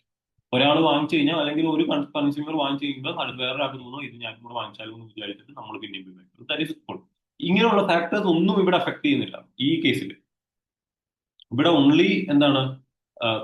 ഈ പറഞ്ഞ പ്രൈസും ക്വാണ്ടിറ്റി ഡിമാൻഡ് മാത്രമേ നോക്കൂ. ഒന്നാമത്തെ നോക്കിക്കേ, പ്രൈസ് ഓഫ് കമ്മോഡിറ്റി ഫോൾസ്. ഈ കേസിൽ ഡിമാൻഡ് കർവ് ഷിഫ്റ്റ് ആകുന്നുണ്ടോ? ഡിമാൻഡ് കർവ് ഷിഫ്റ്റ് ആകുന്നില്ല. It is not shifted. Clear അല്ലേ? ഈ കേസിൽ ഡിമാൻഡ് കർവ് ഷിഫ്റ്റ് ആകില്ല. ബിക്കോസ് പ്രൈസ് കൂടിയാലും ആ ഡിമാൻഡ് കർവിൽ തന്നെ. ഇനി ഇങ്ങോട്ട് നോക്കിക്കേ, ഇപ്പൊ പ്രൈസ് ഇവിടെ എത്തിയെന്ന് വിചാരിക്കുക. അങ്ങനെ വരുമ്പോഴും ക്വാണ്ടിറ്റി ഡിമാൻഡ് ഡിവൈഡ് ആയിരിക്കും. എഗെയിൻ ഡിമാൻഡ് കർവ് ഷിഫ്റ്റ് ആയിട്ടില്ല. എഗെയിൻ പ്രൈസ് താഴോട്ട് പോയെന്ന് വിചാരിക്കുക. എഗെയിൻ ഡിമാൻഡ് കർവ് ഷിഫ്റ്റ് ആകുന്നില്ല, ഇവിടെ ആയിരിക്കും വരുന്നത്. സോ എത്ര പ്രൈസ് കൂടിയാലും കുറഞ്ഞാലും ആ ഡിമാൻഡ് കർവ് ഷിഫ്റ്റ് ആകാതെ നിൽക്കും. പക്ഷേ ഫോർ എക്സാമ്പിൾ അതർ ഫാക്ടേഴ്സ്, ഇതിന്റെ കേസ് എന്ന് പറഞ്ഞു കഴിഞ്ഞാൽ when other factors like population കൂടി, അതുകൊണ്ട് ഡിമാൻഡ് കൂടാലോ. എഗെയിൻ എന്താണ്? ടെക്നോളജിയുടെ മാറ്റം കൊണ്ട് ഡിമാൻഡ് കുറഞ്ഞു. ഓർ ഇൻകം കൂടി, ഡിമാൻഡ് കൂടാം. നമ്മൾ നേരത്തെ പറഞ്ഞു ഇൻകം കൂടുമ്പോൾ ഡിമാൻഡ് കൂടും, ഇൻകം കുറയുമ്പം your demand also will decrease. Clear? ഇങ്ങനെയുള്ള കാര്യങ്ങൾ കാരണം ഡിമാൻഡ് കർവിൽ എന്തെങ്കിലും മാറ്റം വന്നിട്ടുണ്ടെങ്കിൽ that is called shift in demand. Okay, ഇനി ഒന്ന് വായിച്ചു നോക്കിയേ. ഇതാണ് രണ്ട് കാര്യങ്ങൾ. പ്രൈസ് വെച്ച് മാത്രം ഡിമാൻഡ് മാറുന്നത്, അത് ഡിമാൻഡ് കർവ് മാറില്ല. രണ്ടാമത് ബാക്കി എന്ത് മാറിയാലും, പ്രൈസ് ഒഴികെ ബാക്കി എന്ത് മാറിയാലും ഡിമാൻഡ് കർവിൽ ഷിഫ്റ്റ് വരും. അത് ഇപ്പൊ പോപ്പുലേഷൻ കൂടി ഡിമാൻഡ് കൂടിയെങ്കിൽ അപ്വേർഡ് ഷിഫ്റ്റ് ആയിരിക്കും. പോപ്പുലേഷൻ കുറഞ്ഞു ഡിമാൻഡ് കുറഞ്ഞു കഴിഞ്ഞാൽ ഡൗൺവേർഡ് ഷിഫ്റ്റ് ആയിരിക്കും. ഇൻകം കൂടി ഡിമാൻഡ് കൂടി കഴിഞ്ഞ് കഴിഞ്ഞാൽ അപ്വേർഡ് ഷിഫ്റ്റ് ആയിരിക്കും. ഇൻകം കുറഞ്ഞു ഡിമാൻഡ് കുറഞ്ഞു കഴിഞ്ഞാൽ ഡൗൺവേർഡ് ഷിഫ്റ്റ് ആയിരിക്കും. ഓക്കെ, ടെക്നോളജി അഗൈൻ മാറിയതുകൊണ്ട് ഡിമാൻഡ് കൂടിയെങ്കിൽ അപ്വേർഡ് ഷിഫ്റ്റ് ആയിരിക്കും, ഡിമാൻഡ് കുറഞ്ഞെങ്കിൽ ഡൗൺവേർഡ് ഷിഫ്റ്റ് ആയിരിക്കും. Again simple as that. ഇനി ഒന്ന് നോക്കിക്കേ, price of commodity falls. Again ഇവിടെയാണ് വരുന്നത്. ഒരിക്കലും ഷിഫ്റ്റ് വരില്ല, ഡിമാൻഡ് കർവിൽ ഷിഫ്റ്റ് വരില്ല. So that is a correct answer. Then consumers want to buy more at a given price. Again, consumers in the consumption pattern മാറി. Again, it will come to this shift വരും. Average income rises. Again shift വരും. Then population grows. Again shift വരും. So ഇത്രേ ഉള്ളൂ. Basically law of demand ഉണ്ട്, അതേപോലെ തന്നെ shift in ഡിമാൻഡും ഉണ്ട്. ലോ ഓഫ് ഡിമാൻഡിൽ ഡിമാൻഡ് കർവിൽ മാത്രം മാറ്റങ്ങൾ വന്നുകൊണ്ടിരിക്കും. അതിന് ഒറ്റ കാരണമുള്ളൂ, പ്രൈസ് മാത്രമാണ് ഇവിടെ പറഞ്ഞത്. അതാണ് നമ്മൾ ലോ ഓഫ് ഡിമാൻഡ് ആദ്യം പറഞ്ഞത്. When other things remain same or other things remain constant, that means income, population, technology, what ever it is, substitute good അല്ലെങ്കിൽ ഇൻഫീരിയർ ഗുഡ്, എന്തിന്റെ പ്രൈസ് ആണെങ്കിലും അതൊക്കെ കോൺസ്റ്റന്റ് ആയിരിക്കും, സീറോ ആയിരിക്കും. അത് അസംഷൻ ആയിട്ട് നമ്മൾ എടുക്കുകയാണ്. എന്നിട്ട് നമ്മൾ പറയുന്നത് എന്താ, we only see the relationship between price and quantity demand. ഒക്കെ ഞാൻ ഓവർ എക്സ്പ്ലെയിൻ ചെയ്ത സമയം കളയുന്നില്ല. മനസ്സിലായെന്ന് തോന്നുന്നു. മനസ്സിലായില്ല എന്നുണ്ടെങ്കിൽ നമുക്ക് ഡൗട്ട് ക്ലിയറിംഗ് നോക്കാം. Okay, then this again follow up question ആണ്. Which one of the following is not an assumption of law of demand? Which one of the following is not an assumption of the law of demand? എന്തായിരിക്കും?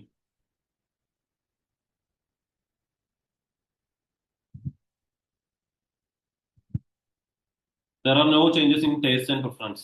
Again, taste and preference വരുമ്പോഴത്തേനും again ഇത് law of demand not an assumption അല്ലേ?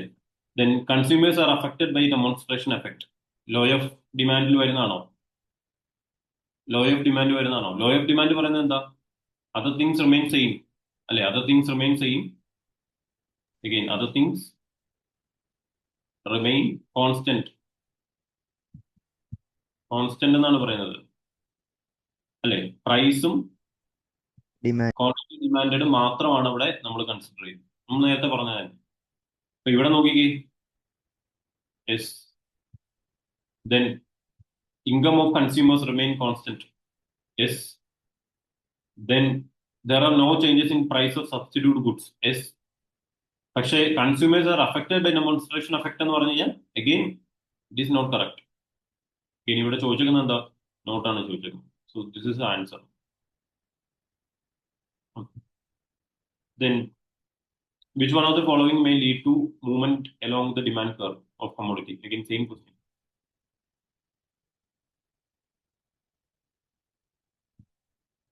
Demand curve may lead to movement in along demand curve എന്നാണ് പറഞ്ഞിരിക്കുന്നത് അല്ലേ? ഇതാണ് പറഞ്ഞിരിക്കുന്നത്. So this is called price. നമ്മൾ ആകെ പറഞ്ഞ ഇത് പ്രൈസ് മാത്രമേ പറ്റത്തുള്ളൂ. ബാക്കിയൊക്കെ അതർ തിങ്സ് വരുമ്പോൾ ഷിഫ്റ്റ് വരും. So it is A. ഇത് ക്ലിയർ അല്ലേ? Yes, sir. Yes, sir. Then which one of the following is the opportunity cost of a chosen activity? Opportunity cost എന്ന് പറഞ്ഞാൽ എന്താ? നിങ്ങളിപ്പം ഇന്ത്യയുടെ ഫൈനൽ ഇന്നാന്ന് വിചാരിക്കുക. ഇന്ത്യയുടെ ഫൈനല് നിങ്ങൾ കാണാൻ പോയി. ഈ ക്ലാസ് കട്ട് ചെയ്തിട്ട് നിങ്ങൾ ഇന്ത്യയുടെ ഫൈനൽ കാണാൻ പോയി. സിമ്പിൾ. നിങ്ങളുടെ ഓപ്പർച്യൂണിറ്റി കോസ്റ്റ് എന്താ? നിങ്ങൾ ആ സമയത്ത് നിങ്ങൾ ഓൾട്ടർനേറ്റീവ് ആയിട്ട് അല്ലെങ്കിൽ നിങ്ങൾക്ക് ചെയ്യാമായിരുന്ന വേറൊരു കാര്യം ഉണ്ടായിരുന്നു. ആ കാര്യം നിങ്ങൾക്ക് നഷ്ടപ്പെട്ടു. ഓക്കെ, സോ ബെസ്റ്റ് ഓൾട്ടർനേറ്റീവ് ആയിട്ടുള്ള, അല്ലെങ്കിൽ ഈ പറഞ്ഞ പോലെ അഗെയിൻ വേറൊരു രീതി പറയുകയാണെങ്കിൽ നിങ്ങൾ ഒരു ജോലി ചെയ്യുവാണ്. ഫോർ എക്സാമ്പിൾ നിങ്ങളൊരു ഓക്കെ എക്സ് ജോലി ചെയ്യുവാണ്. നിങ്ങൾ ഒരു വൈ ജോലി ഉപേക്ഷിച്ചിട്ടാണ് എക്സ് ജോലി ചെയ്യുന്നത്. സോ വൈ ജോലിയാണ്, വൈ ജോബ് വൈ ആണ് നിങ്ങളുടെ ഓപ്പർച്യൂണിറ്റി കോസ്റ്റ് എന്ന് പറയുന്നത്. So that is opportunity cost. നിങ്ങളൊരു കാര്യം ചെയ്യുമ്പോൾ നിങ്ങൾ വേറൊരു കാര്യം ഓൾട്ടർനേറ്റീവ് ആയിട്ട് അത് വിട്ടിട്ടാണ് വരുന്നെങ്കിൽ, അത് നിങ്ങൾ ഗീവ് അപ്പ് ചെയ്തിട്ടാണ് വരുന്നെങ്കിൽ automatically that become your opportunity cost. Okay, so you P സിക്ക് നിങ്ങൾ സമയം കൂടുതൽ കളയുമ്പോൾ യുവർ ഓപ്പർച്യൂണിറ്റി കോസ്റ്റ് എന്ന് പറഞ്ഞാൽ യുവർ ടൈം, നിങ്ങളുടെ യങ് മൈൻഡ് ആയിട്ടുള്ള ആ സമയമാണ് നിങ്ങളുടെ ഓപ്പർച്യൂണിറ്റി കോസ്റ്റ്.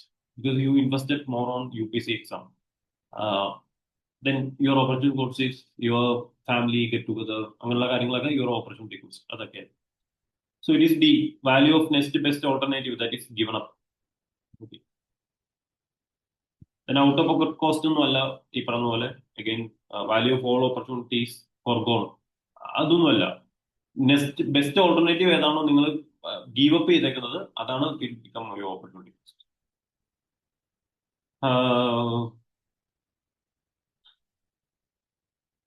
ഓക്കെ.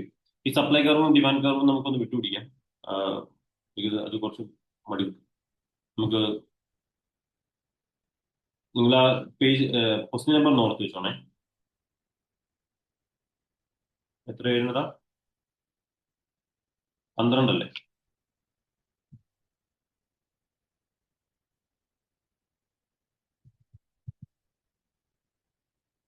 ആ ഐഡിയ മനസ്സിലായില്ലേ? Supply demand curve. Yes. Okay. ഈ ചോദ്യം തൊട്ട് നോക്കിക്കേ. അല്ലെങ്കിൽ ഒരു മിനിറ്റ്, നമുക്ക് വേറൊരു കുറച്ച് ചോദ്യമുണ്ട് എളുപ്പമുള്ള.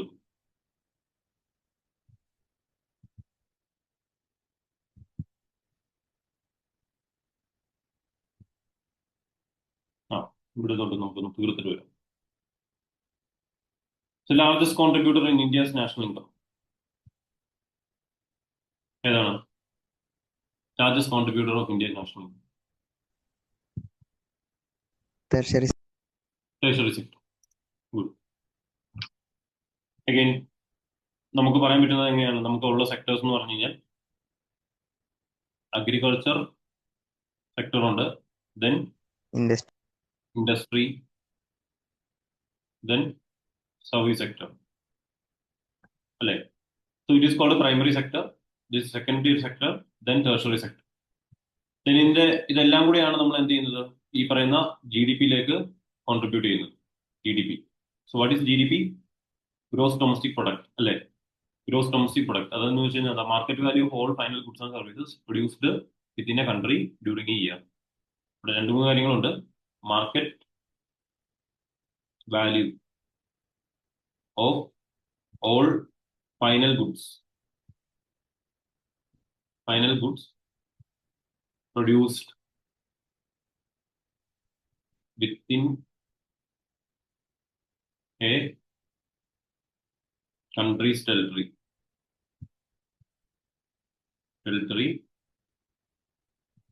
during a year, normally financial year.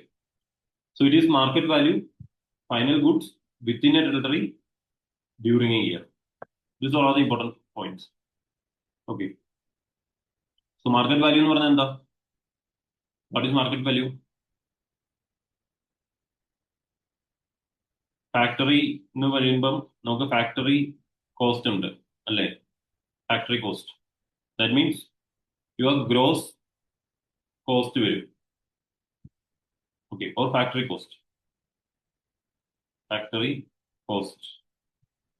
അതിന്റെ കൂടെ ഇൻഡയറക്റ്റ് ടാക്സ് GST കൂട്ടുന്നു, ദെൻ മൈനസ് സബ്സിഡി പഠിച്ചിട്ടുണ്ട്. This called market price. Then final കൂട്ട് എന്ന് പറഞ്ഞാൽ എന്താ? ഇന്റർമീഡിയറ്റ് കൂട്ട് അല്ലാതെ നമ്മൾ ഫൈനൽ കൺസംഷൻ എടുക്കുന്ന കൂട്ട്, കൺട്രി ടെറിട്ടറിയിൽ മാത്രം, G D P. So this called G D P. അപ്പൊ നമ്മൾ മെയിൻലി പറയുന്നത് ജി ഡി പി എന്നുള്ളൊരു കോൺസെപ്റ്റ് പറയുമ്പോൾ ജി ഡി പിയിൽ നമ്മൾ ഗ്രോത്ത് നമ്മൾ കൺസിഡർ ചെയ്യുന്നത് ജി ഡി പി വെച്ചിട്ടാണ്. അപ്പൊ ഈ ജി ഡി പിയിലേക്ക് കോൺട്രിബ്യൂട്ട് ചെയ്യുന്ന 3 സെക്ടേഴ്സാണ് agriculture sector, industry and service. പിന്നെ അഗെയിൻ 2-3 കാര്യങ്ങളുണ്ട്. ജി ഡി പിയിലേക്ക് ഏറ്റവും കോൺട്രിബ്യൂട്ട് ചെയ്യുന്നത്, അതായത് ജി ഡി പി കോൺട്രിബ്യൂഷൻ നോക്കിക്കഴിഞ്ഞാൽ ഏറ്റവും കൂടുതൽ കോൺട്രിബ്യൂട്ട് ചെയ്യുന്നത് service sector, then industry, then agriculture sector. Okay. Then employment നോക്കിക്കഴിഞ്ഞാൽ ഏറ്റവും കൂടുതൽ ഏതാണ്? Primary agriculture. Second industry, third service. Clear? So this is G D പിയുടെ കോൺട്രിബ്യൂഷൻ ആൻഡ് എംപ്ലോയ്മെന്റ്. ഈ 2 കാര്യങ്ങൾ ഓർത്തിരിക്കും. Clear? Again which one of the following is the correct sequence of economic sectors in terms of their contribution to GDP of India in decreasing order? എന്തായിരിക്കും? ഏറ്റവും കൂടുതൽ service ആണ്. Option A, service industry. Service, industry and agriculture. Then which of the following is known as the architect, or who among the following is known as the architect of Indian planning? It's PC Mahalanobis. Yes. PC Mahalanobis. Again, PC Mahalanobis വേറൊരു ഇതും കൂടെ ഉണ്ട്. Second 5-year plan. 5-year പ്ലാനിന്റെ architect ആണ് അല്ലെ. And second 5-year plan was known as PC Mahalanobis plan. Nehru PC Mahalanobis plan. So that was the popular name of second 5-year plan. So എന്താണ് second 5-year പ്ലാന്റെ basic എന്തായിരുന്നു? Heavy ഇൻഡസ്ട്രീസിനെ promote ചെയ്യും അല്ലെ, public sectors development. Then Atal Innovation Mission is set up under. Again, it is Niti Aayog. What is the full form of Niti Aayog? Full form of Niti Aayog. National Institution for Transforming India. Okay, National Institution for Transforming India. Okay, so it is established in 2000.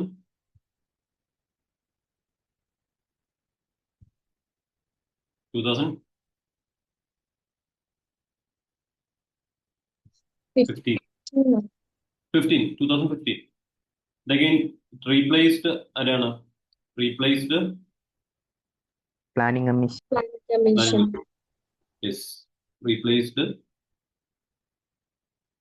Planning Commission.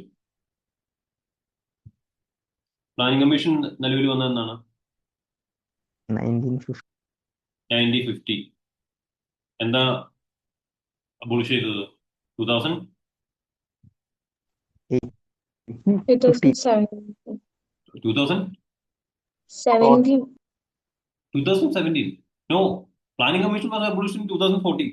അല്ല sorry, മറ്റേ അത് ലാസ്റ്റത്തെ 5-year plan. Last 5-year plan. Last 5-year plan 2017 വരെ ഉണ്ടായിരുന്നു. But planning commission abolish ചെയ്തു 2014. കാരണം abolish ചെയ്തിട്ടാണ് 2015 നീതി ആയോഗ് കൊണ്ടുവരുന്നത്. Okay, sir. Again, first 5-year plan.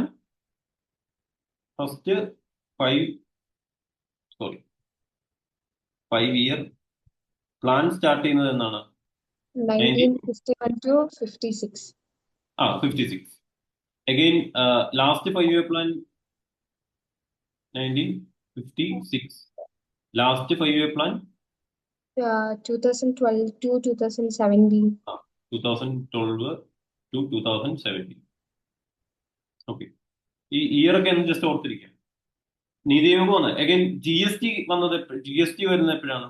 GST ഇതുമായിട്ടില്ല, ഇവിടെ മാറ്റിയിടും. GST വരുന്നത് എപ്പോഴാണ്? 2017. 2017 GST വരുന്നത്. ഓക്കെ, GST കൗൺസിൽ ഇതൊക്കെ ഫോം ആവുന്നത് 2017. ക്ലിയർ അല്ലേ? Yes, sir.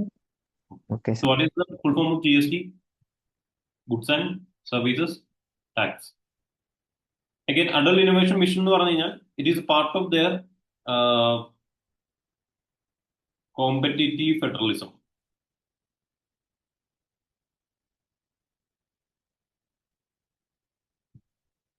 കോമ്പറ്റിറ്റീവ് ഫെഡറലിസം, അതായത് മെയിൻലി ഈ പറയുന്ന നീതി ആയോഗ് എടുത്തു കഴിഞ്ഞാൽ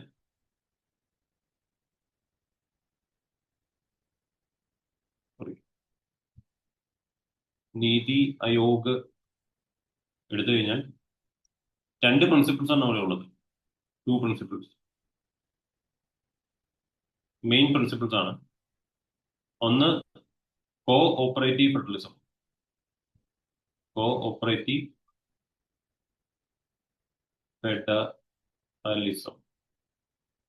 Then competitive federalism.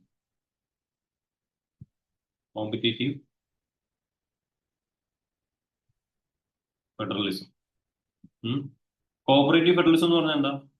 What is cooperative federalism? ഇപ്പൊ സെൻട്രൽ ഗവൺമെന്റും ഉണ്ട്, State government. ഗവൺമെന്റും ഉണ്ട്. സോ ദേ കോഓപ്പറേറ്റ് അല്ലെ, cooperate each other for planning. നേരത്തെ എങ്ങനെയായിരുന്നു? പ്ലാനിംഗ് കമ്മീഷൻ പ്ലാൻ ചെയ്യും. സെൻട്രൽ ഗവൺമെന്റ് മാത്രമാണ് റെപ്രസെന്റ് സെൻട്രൽ ഗവൺമെന്റ് മാത്രമായിരുന്നു അല്ലെ? ഹൈലി സെൻട്രലൈസ്ഡ് ആയിട്ടുള്ള ഒരു ബോഡിയായിരുന്നു. അഗൈൻ കോമ്പറ്റേറ്റീവ് ഫെഡറലിസം എന്ന് പറഞ്ഞാൽ എന്താ? What is competitive federalism? Promoting non-governmental. Non governmental അല്ലടാ. Promoting healthy competition Okay, sir. Among states. Basically ഈ പറയുന്ന പോലെ സ്റ്റേറ്റുകൾ തമ്മിൽ അങ്ങോട്ടും ഇങ്ങോട്ടും കോമ്പീറ്റ് ചെയ്യും. അപ്പൊ അവരെന്താ ചെയ്യുന്നത് വെച്ച് കഴിഞ്ഞാൽ ത്രൂ റാങ്കിങ്. ഓക്കെ, റാങ്ക് ചെയ്യും ഓരോ സ്റ്റേറ്റിനെ. For example SDG India index.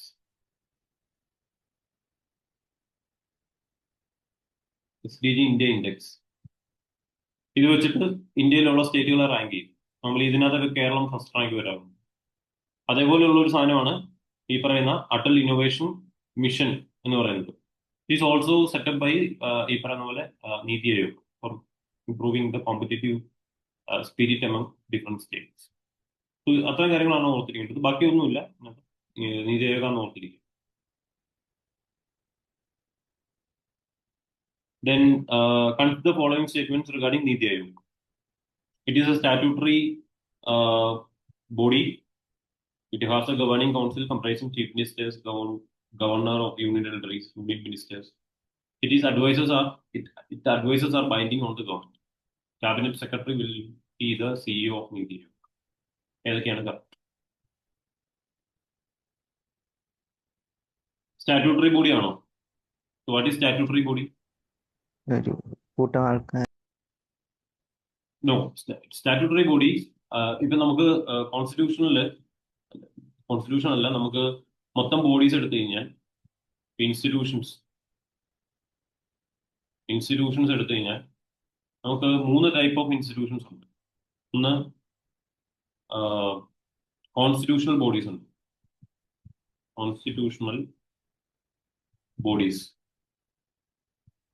Okay, for example UPSC ഒരു കോൺസ്റ്റിറ്റ്യൂഷണൽ ബോഡിയാണ്. അല്ലെങ്കിൽ പിന്നെ election commission of India constitutional body. കാരണം അത് കോൺസ്റ്റിറ്റ്യൂഷനിൽ തന്നെ പറഞ്ഞിട്ടുണ്ട് ഈ പറയുന്ന. അല്ലെങ്കിൽ ഫിനാൻസ് കമ്മീഷൻ, നിങ്ങൾ ഫിനാൻസ് കമ്മീഷൻ പഠിച്ചിട്ടുണ്ടായിരിക്കും. ഫിനാൻസ് കമ്മീഷൻ ഏതാ ആർട്ടിക്കിൾ 280 പ്രകാരം എല്ലാ 5 വർഷം ഫിനാൻസ് കമ്മീഷൻ കൊണ്ടുവരണമെന്ന് പറഞ്ഞിട്ടുണ്ട്. ഇപ്പൊ ലാസ്റ്റ് ഫിനാൻസ് കമ്മീഷൻ ഇപ്പൊ 16ാമത്തെ ഫിനാൻസ് കമ്മീഷൻ വന്നിട്ടുണ്ട്. അരവിന്ദ് പനാഗിരിയ അവരുടെ ഷെയർ 41% റീറ്റെയിൻ ചെയ്തിട്ടുണ്ട്. നമ്മൾ പഠിച്ചിട്ടുണ്ടായിരിക്കും. We can discuss later. Okay, so finance commission ഒരു കോൺസ്റ്റിറ്റ്യൂഷൻ ബോഡിയാണ് because it is directly mention in the constitution. Okay, then രണ്ടാമത്തെ ബോഡി എന്ന് പറയുന്നത് it is called statutory body. Okay, and these bodies are, it is directly mentioned in Constitution.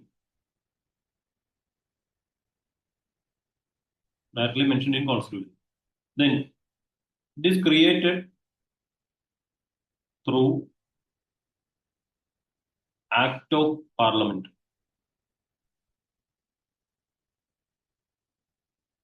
This is statutory body. ഒരു പാർലമെന്റിലെ ഒരു നിയമം വഴി നിലവിൽ വരുന്ന ഒരു ബോഡീസിനെയാണ് നമ്മൾ statutory body. It is created through act of parliament. Simple ആണ്, മനസ്സിലാവും. Then there are another bodies called executive body. നിങ്ങൾ പൊളിറ്റിയിൽ പഠിക്കും കുറച്ചും കൂടെ. Body executive bodies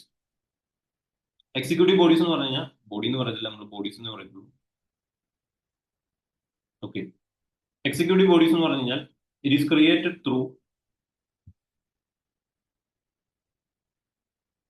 executive resolutions or order. Executive resolution or order. Again what is executive parliament ഇതൊക്കെ നിങ്ങൾക്ക് അറിയാവുന്നല്ലേ, പൊളിറ്റിയിൽ പഠിച്ചിട്ടുള്ളതല്ലേ. What is legislature, what is executive, എന്തായിരുന്നു എന്താ നമുക്ക് പറയാൻ പറ്റുന്നത്? എക്സിക്യൂട്ടീവ്, ലെജിസ്ലേച്ചറും. What is executive and legislature? ഇങ്ങനെ പറയാണ്. So this is legislature. Legislature അതായത് നമ്മുടെ പാർലമെന്റ്. ഓക്കെ, ഇവിടെ കുറെ ആൾക്കാരുണ്ട്.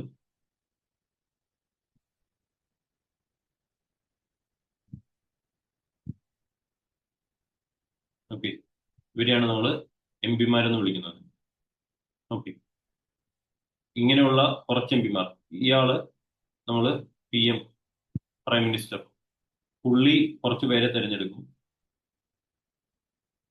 Okay, so they become council of ministers. Council of Ministers.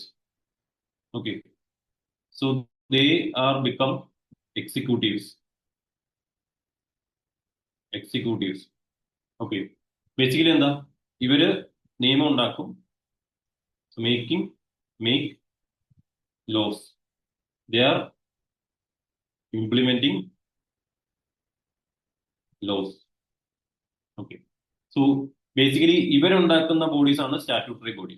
ഇവരുണ്ടാക്കുന്ന bodies ആണ് ഈ പറയുന്ന എക്സിക്യൂട്ടീവ് ബോഡീസ് എന്ന് പറയുന്നത്. എക്സിക്യൂട്ടീവ് ബോഡീസ് എന്ന് പറയുന്നത് അത് ഒരു നിയമം വഴി ആയിരിക്കത്തില്ല വരുന്നത്. ദെൻ ഇതൊന്നും അല്ലാതെ കോൺസ്റ്റിറ്റ്യൂഷനിൽ ഡയറക്ട്ലി മെൻഷൻ ചെയ്തതാണ് കോൺസ്റ്റിറ്റ്യൂഷൻ ബോഡി. ഇത്രയുമാണ് ബോഡീസ്. ഇത് മനസ്സിലായി? ഓക്കെ ആണോ? ക്ലിയർ ആണോ? Yes, sir.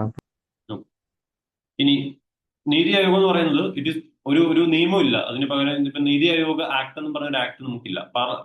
പ്ലാനിംഗ് കമ്മീഷൻ എന്ന് എടുത്താലും പ്ലാനിംഗ് കമ്മീഷൻ എന്ന് പറഞ്ഞ ഒരു ആക്ട് നമുക്ക് നിലവിലില്ല. It is created by executive. അതായത് ഗവൺമെന്റ് ക്രിയേറ്റ് ചെയ്തതാണ്. ഗവൺമെന്റ് റെസൊല്യൂഷൻ വഴി ക്രിയേറ്റ് ചെയ്തതാണ്.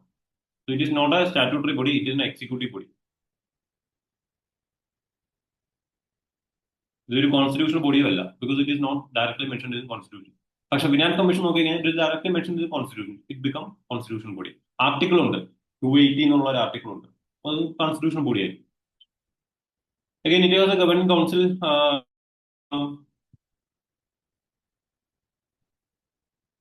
ഓക്കെ, ഇതിന്റെ ആൻസർ പറഞ്ഞേക്കുന്നത് ഇറ്റ്സ് റോങ്. ആൻസർ ഇന്നത്തെ പറഞ്ഞേക്കുന്നത് consider following statement regarding JO.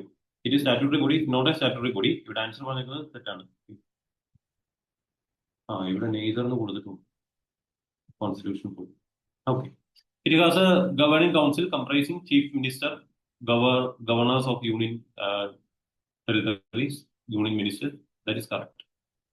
Then advices are binding. Advices are binding. Correct ആണോ? Advices binding ആണോ?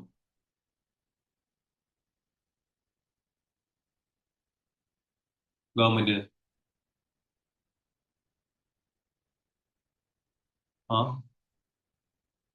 ബൈൻഡിങ് ആണോ? ബൈൻഡിങ് എന്ന് പറഞ്ഞാൽ എന്താ? ഇവര് കൊടുക്കുന്ന പിന്നെ ഇതെല്ലാം ഗവൺമെന്റ് അംഗീകരിച്ചേ പറ്റുള്ളൂ, ഗവൺമെന്റ് അത് ഇംപ്ലിമെന്റ് ചെയ്തേ പറ്റുള്ളൂ. കറക്റ്റ് ആണോ? അല്ല. റെക്കമെൻഡേറ്ററി ആണ്, നോട്ട് ബൈൻഡിങ്. സോ ബേസിക്കലി നമുക്ക് ഇത് തെറ്റാണെന്ന് അറിയാം, നമുക്ക് ഇവിടെ ശരിയാണെന്ന് അറിയേണ്ടത്. സോ ഓട്ടോമാറ്റിക്കലി 3 തെറ്റാണെങ്കിൽ ഇത് പോവും, ഇത് പോവും, ഇത് പോവും. ആൻസർ ആൻസർ ആണ്. Then which among the following is objectives of setting up a planning commission? 90-50 planning commission. Again, it is a general question. Planning commission ഉണ്ടാക്കുന്നതിന് എന്താണ് കാര്യം? To increase production, offering opportunities to all for employment. Planning commission കൊണ്ടുവരുന്നത് എന്തിനാ? 5-year plan ഉണ്ടാക്കാനാണ്. 5-year പ്ലാന്റെ objectives എന്തൊക്കെയായിരുന്നു? ഒന്ന്, growth കൂട്ടുക, again equity promote ചെയ്യുക, മോഡേണൈസേഷൻ പ്രൊമോട്ട് ചെയ്യുക, അല്ലേ? So these are the self sufficiency കൂട്ടുക, ഇങ്ങനെയുള്ളതായിരുന്നു. അഗൈൻ പ്രൊഡക്ഷൻ കൂട്ടാനാണ് ഏറ്റവും ഇമ്പോർട്ടന്റ് ആയിട്ട് പ്ലാനിംഗ് കമ്മീഷൻ വരുന്നത് തന്നെ. എല്ലാം ഗ്രോത്ത് കൂട്ടുക എന്നുള്ളതാണ്. ഗ്രോത്ത് കൂടണമെങ്കിൽ എന്ത് വരണം? പ്രൊഡക്ഷൻ കൂടണം, അല്ലേ? സോ ഗ്രോത്ത് കൂടണമെങ്കിൽ അതിനർത്ഥം എന്താണ്? പ്രൊഡക്ഷൻ കൂടിയാലേ ഗ്രോത്ത് കൂടത്തുള്ളൂ, അല്ലേ? നോർമലി നമുക്കറിയാലോ, agriculture production, industrial production, service production കൂടിക്കഴിഞ്ഞാൽ ഗ്രോത്തും കൂടും. സോ ഗ്രോത്ത് കൂട്ടുക എന്നുള്ളതാണ് ഒന്നാമത്തെ കാര്യം. ദെൻ എംപ്ലോയ്മെന്റ് ഓപ്പർച്യൂണിറ്റി കൂട്ടുക എന്നുള്ളതും ഒരു ഒബ്ജക്റ്റീവ് ആണ്. ഇനി നേരെ തിരിച്ചു വായിച്ചു നോക്കിക്കേ. എഗൈൻ ഇതിനകത്ത് ഡൗട്ട് ഉണ്ടോ നിങ്ങൾക്ക് ആർക്കെങ്കിലും? ഞാൻ ഇത്ര എക്സ്പ്ലെയിൻ ചെയ്യേണ്ട ആവശ്യമുണ്ടോ?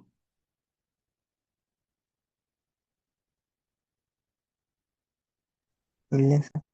ഇല്ല. എന്നാ പിന്നെ പറഞ്ഞുകൂടെ. Then to make assessment of all resources of the country. ആർക്കെങ്കിലും അത് എക്സ്പ്ലെയിൻ ചെയ്യണം എന്നുണ്ടെങ്കിൽ നിങ്ങളിപ്പോൾ പറഞ്ഞത്, ബിക്കോസ് അത് വെരി ജനറൽ ആയിട്ടുള്ള ഒരു കാര്യമാണ്. ഇങ്ങനെയുള്ള കാര്യം വരുമ്പോൾ നേരെ തിരിച്ചിട്ടാലും മതി. ടു ഡിഗ്രീസ് പ്രൊഡക്ഷൻ എന്ന് പറഞ്ഞാൽ ശരിയാണോ? No. To not offering opportunities for employment എന്ന് പറഞ്ഞാൽ നോട്ട് കറക്റ്റ്. അപ്പൊ ഇത് കറക്റ്റ് ആയിരിക്കും. To make assessment of all resources of the country. Again ഇതൊക്കെ ചെയ്യണമെങ്കിൽ നമ്മുടെ കൺട്രിയിലുള്ള റിസോഴ്സസ് നമ്മൾ പ്ലാൻ ചെയ്യാൻ പോകുമ്പോൾ നമ്മുടെ റിസോഴ്സസ് എന്തുമാത്രം ഉണ്ടെന്ന് അറിഞ്ഞാൽ മാത്രമേ നമുക്ക് പ്ലാൻ ചെയ്യാൻ പറ്റുള്ളൂ. So that is also general statement will become correct. So answer will be C. It's A very general question. നിങ്ങൾക്കത് പ്ലാനിംഗ് കമ്മീഷനെ കുറിച്ച് ഒരു തേങ്ങയും അറിയത്തില്ലെങ്കിൽ നിങ്ങൾക്ക് ഈ ആൻസർ സുഖമായിട്ട് അടിച്ചിടാൻ പറ്റും. അത്രേ ഉള്ളൂ. അങ്ങനെ കണ്ടാൽ മതി. Then which one of the 5-year plans had a high priority to bring inflation under control and to achieve stability in economic situation? So it is for the 5-year plan. Okay, for the 5-year plan. Because for the 5-year plan, പ്രശ്നം എന്താണെന്ന് വെച്ച് കഴിഞ്ഞാൽ third 5-year plan എന്തായിരുന്നു? Failed ആയിരുന്നു. Okay, and it is mainly because എന്തായിരുന്നു failed ആകാനുള്ള കാരണം? എന്തായിരുന്നു? ചൈന ഇന്ത്യ വാറും പാകിസ്ഥാനുമായിട്ടുള്ള വാർ വന്നു. വാർ.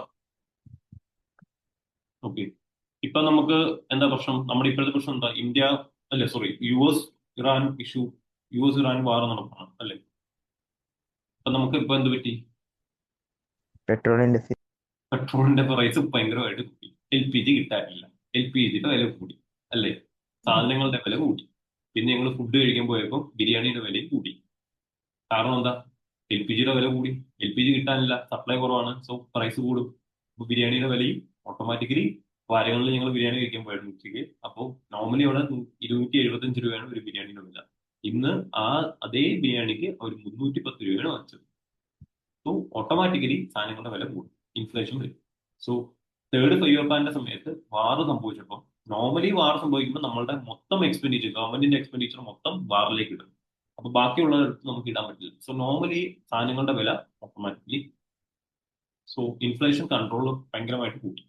അപ്പം ഫോർത്ത് 5-year പ്ലാൻ വന്നപ്പോഴത്തേനും the government are trying to decrease or bringing down the inflation.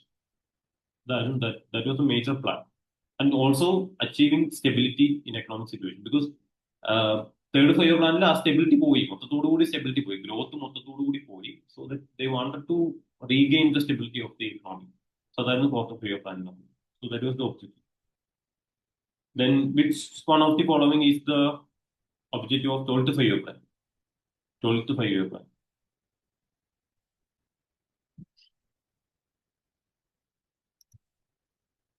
plan. Faster, more inclusive and sustainable. ഇത് എപ്പോഴും വരുന്ന ഒരു കാര്യമാണ്. ഈ പറഞ്ഞ പോലെ 10th 5-year പ്ലാന്റെ ഒബ്ജക്റ്റീവ് എന്താണ്? 10th 5-year Promoting inclusive and equitable development. 10th 5-year plan promoting inclusive and equitable development. ഞാൻ നിങ്ങൾ പറയുന്നതായിട്ട് എഴുതും കേട്ടോ. Equitable development.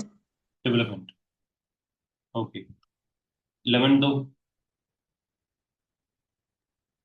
rapid and more inclusive growth. Rapid and more inclusive growth. Rapid and more inclusive growth.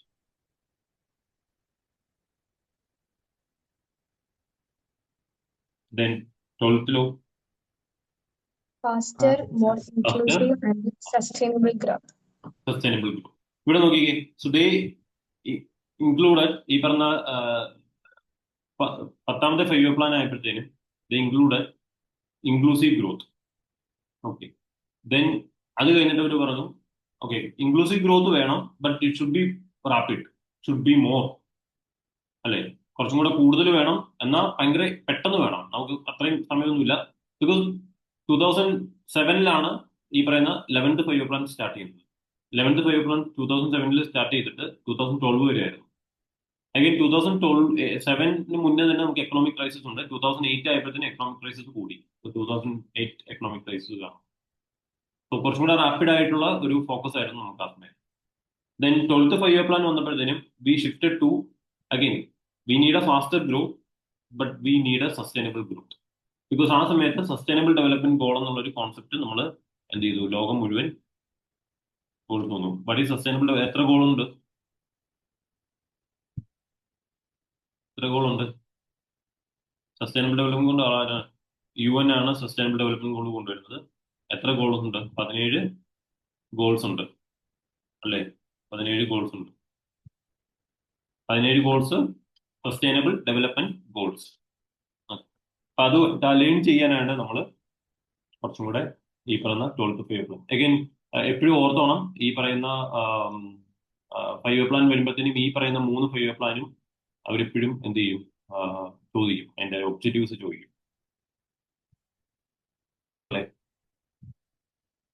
Then, which of the following is our objectives of Niti Aayog? Again, Niti Aayog opinion. Niti Aayog. Imposing policies on state. പറ്റുമോ? നീതി ആയോഗ് ഒരു റെക്കമെൻഡേറ്ററി ബോഡിയാണ്. നീതി ആയോഗിന് ഒരിക്കലും എന്ത് ചെയ്യാൻ പറ്റില്ല, policies impose ചെയ്യാൻ പറ്റില്ല. Only can imposed by government അല്ലെ, പാർലമെന്റിന്. ഗവൺമെന്റിനെ ഇമ്പോസ് ചെയ്യാൻ പറ്റുള്ളൂ. സ്റ്റേറ്റിലോ അല്ലെങ്കിൽ യൂണിയൻ ടെറിട്ടറിയിലോ പാർലമെന്റിന് മാത്രമേ ഇമ്പോസ് ചെയ്യാൻ പറ്റുള്ളൂ. Or judiciary. റെക്കമെൻഡേറ്ററി ബോഡിക്ക് പറ്റുമോ? നോ. അതിന്റെ കൈൻഡ് ഓഫ് നേച്ചർ അറിഞ്ഞാൽ മതി, അത്രേ ഉള്ളൂ. Allocation of fund, no. This is a primary difference between planning commission and NITI Aayog. Planning commission can allocate fund, but NITI Aayog cannot allocate fund.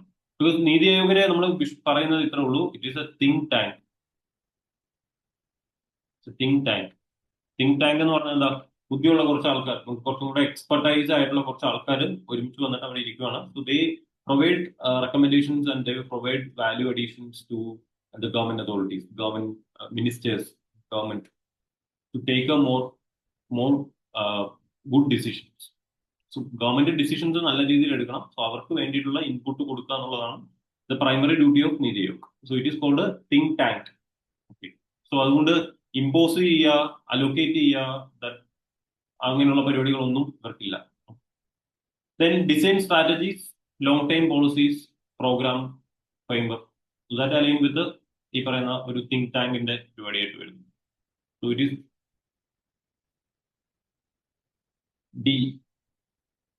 D3 only. Then as per cabinet resolution, 1st January 2000, NITI Aayog consist of ആരൊക്കെ ഉണ്ടെന്നുള്ളതാണ് നീതി ആയോഗിനകത്ത്. NITI Aayog again rural development minister ഒന്നും അതിനകത്ത് വരില്ല. Okay. So answer is B. ബാക്കി എല്ലാവരും വരും. നീതി ആയോഗിന്റെ composition ഒന്ന് നോക്കിയേക്കുക. കോമ്പോസിഷൻ ജസ്റ്റ് നോക്കിയാൽ മാത്രം മതി. കോമ്പോസിഷൻ അതിനകത്ത് പറയാനൊന്നുമില്ല. നീതി ആയോഗ് പഠിക്കുമ്പോൾ നീതി ആയോഗിന്റെ കോമ്പോസിഷൻ നോക്കുക, ആരൊക്കെ ഉണ്ട്. പ്രൈം മിനിസ്റ്റർ ആണ് അതിന്റെ ഈ പറയുന്ന പോലെ ഹെഡ് എന്ന് പറയുന്ന പ്രൈം മിനിസ്റ്റർ ആണ്. ബാക്കി ഈ പറയുന്ന പോലെ chief ministers of all states കാണും. അതുപോലെ തന്നെ lieutenant governor of the all union territories കാണും. ദെൻ ചീഫ് എക്സിക്യൂട്ടീവ് ഓഫീസർ കാണും. And the officer is appointed by prime minister, because prime minister ആണ് ചെയർമാൻ. പിന്നെ ബാക്കിയുള്ള കുറച്ച് ആൾക്കാർ ഈ പറഞ്ഞ പോലെ പെർമനന്റ് എംപ്ലോയീസ്, പെർമനന്റ് മെമ്പേഴ്സ് കാണും. കുറച്ച് പേര് കാണും. സോ ജസ്റ്റ് ആ കോമ്പോസിഷൻ ഒന്ന് പഠിച്ചു വെക്കാം. That's it. Then first 5-year plan was first launched എവിടെയാണ്? It is USSR. USSR ആരാണ് ലോഞ്ച് ചെയ്തത്? ജോസഫ് സ്റ്റാലിൻ. ഓക്കെ. നമ്മൾ 5-year പ്ലാൻ ഇങ്ങോട്ട് അഡോപ്റ്റ് ചെയ്യാൻ കാരണം USSR-ആയിട്ടുള്ള നമ്മുടെ ബന്ധമാണ്. നമ്മൾ ഈ പറഞ്ഞ Nehru was very aligned to USSR. So we adopted 5-year plan from USSR. Again, ഇതിന് വേറൊരു കാര്യങ്ങളുണ്ട്. ഈ പറയുന്ന പോലെ ഗ്രേറ്റ് ഡിപ്രഷൻ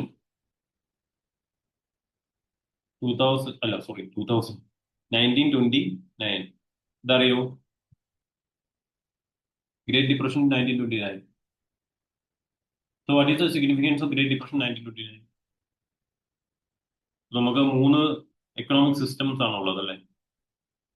എക്കണോമിക് സിസ്റ്റം നോക്കിക്കഴിഞ്ഞാൽ 3 എക്കണോമിക് സിസ്റ്റംസ് ഉണ്ട്. ഒന്ന് ക്യാപിറ്റലിസ്റ്റും, then socialist, then mixed economy അല്ലേ? So capitalist become failed. True capitalist become failed in 1929 with the Great Depression.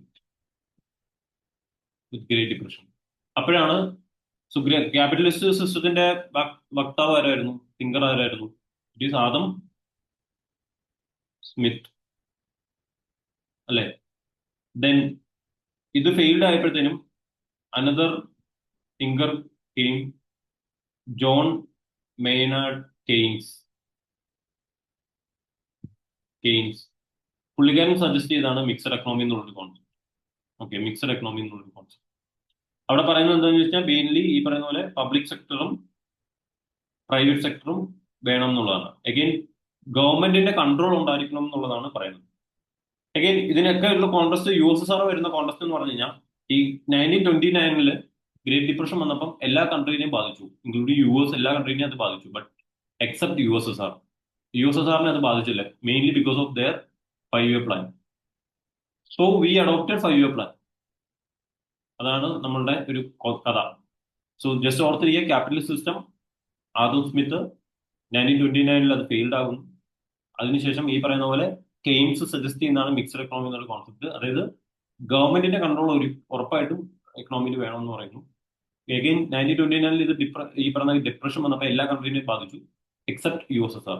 And അതിനെ ബാധിക്കാത്തതിന്റെ ഒരു കാരണം എന്ന് പറയുന്നത് അവർക്കൊരു സെൻട്രലൈസ്ഡ് പ്ലാനിങ് അതോറിറ്റി ഉണ്ടായിരുന്നു, 5-year പ്ലാൻ അവർ ഫോളോ ചെയ്യുന്നുണ്ടായിരുന്നു. So that is the main reason why they are not affected. So it is first launched in ഈ പറഞ്ഞ USSR. അത് ഓർത്തിരിക്കുക.